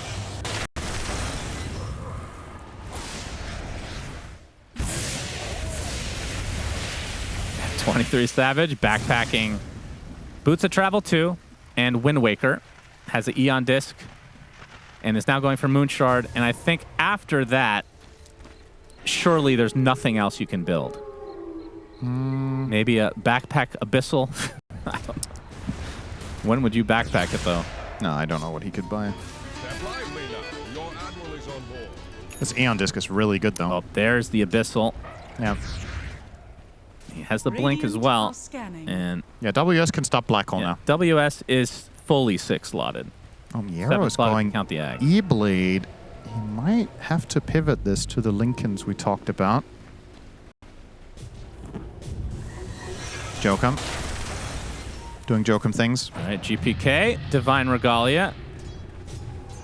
Seems to be the item of choice for everyone, yeah. You saw how much damage his ghosts did in the previous fight. This is really meaningful. And this is the Roche where you can take him over with the, okay, Cuckoo. Serpent Wards, gonna force the rotation back with the Wolves. This tower's dead. Doing good amount of damage to the range as well, which will not regen. And now another Roche in the hands of Talon. As Kunkka continuing to buy items. Oh, he's got a nullifier now. They'll never see So they can break the Eon Disc of Razor as well as a potential Wind Waker play. Which is being a nuisance to the Enigma that they just Wind Waker the guy they black hole. So they're counter-itemizing the counter-itemization. Yes, very important. Back to port. Roshan smoked. Looking for a target to throw. Excuse me, Invis, not smoked. Yeah, very powerful Roshan. Maybe that'll catch him off guard. Yeah. So Helm of the Undying on the Monkey King. This could be very powerful. He keeps playing as the Roach. It's like no benefit. He's just having fun. Oh, whatever it takes to keep morale high and the energy up there. Yeah, it's not like you can take a shower in the middle of the game. True. So Cuckoo jumps in. Oh, he gets gripped right off the bat, though, but the counter Yules. Wukong's command now from Makoto. Black hole. It's not going to hit anything, it looks like. That's a soldier. He's going to try again. The double. He gets the pistol at the last second, but the black hole finally goes off onto 2 very important targets. The Lycan extremely low. Depth Shroud actually saves him. Now 23 Savage going ham on everyone. 2 make it 3 dead. They get the megas. And now in retreat, the Divine Rapiers drop to the deck. They're picking it up. Kiritich, I believe, picks up 1. I believe Joka might have gotten the other. Ah, yes, the classic X mark to save Rapier. You see it every game. So wow. Kiritich, okay, let's keep track of this. He has 1 Rapier. I think 23 just did 8,000 damage in 2 seconds. Yeah, that was absurd. He genuinely just destroyed them both instantly. So Slark picks up 1. Lively now. Your admiral is on board. Yeah, not going to use exactly it for a anything. right clicker. Yeah. Dagon now on the Pugna. Kill the wolves. So now Mega creeps. For Talon, I think. There's no black holes. I feel like you could try to squeeze more out of this situation. Yeah, it looks like they will. Do their damnedest. They're still going to be the Fiend's Grip. They're waiting for the bite onto the Monkey King. Another Divine Rapier purchased by Kiritich. Makoto. Oh, Hex from Cuckoo into the Shackle. It's the buyback onto the Death Prophet. They have another one on the Enigma as well. As Kiritich gets a decent hit onto the Monkey King Wolf. Gets slept as well. There's the buyback onto the Enigma. And they get a clean disengage. Very nicely done here from Talon to force that out. Now with a 71,000 gold advantage. Don't know if I've ever said that before in my life. Yes, we have. We've done 100,000 before. We have? Yeah. Oh. Might have passed out during that game. Maybe you said it. Yeah, probably. Okay. Progress for Talon. They get megas. They get buybacks. It's a long respawn on Roche, though.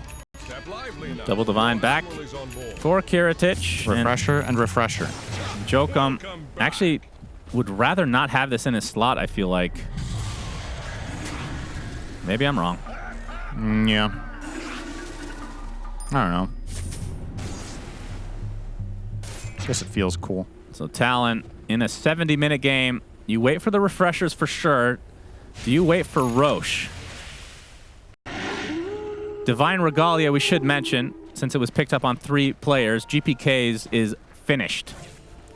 And in terms of rebuilding one, he can start doing that now, but it's going to take twice as many stones or mad stones, where the hell it's called. He needs to kill 10 neutral camps himself, which is, he's struggling to get to 1.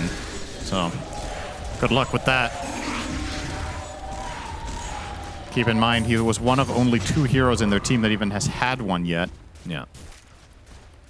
The other 3 are close to 1 each.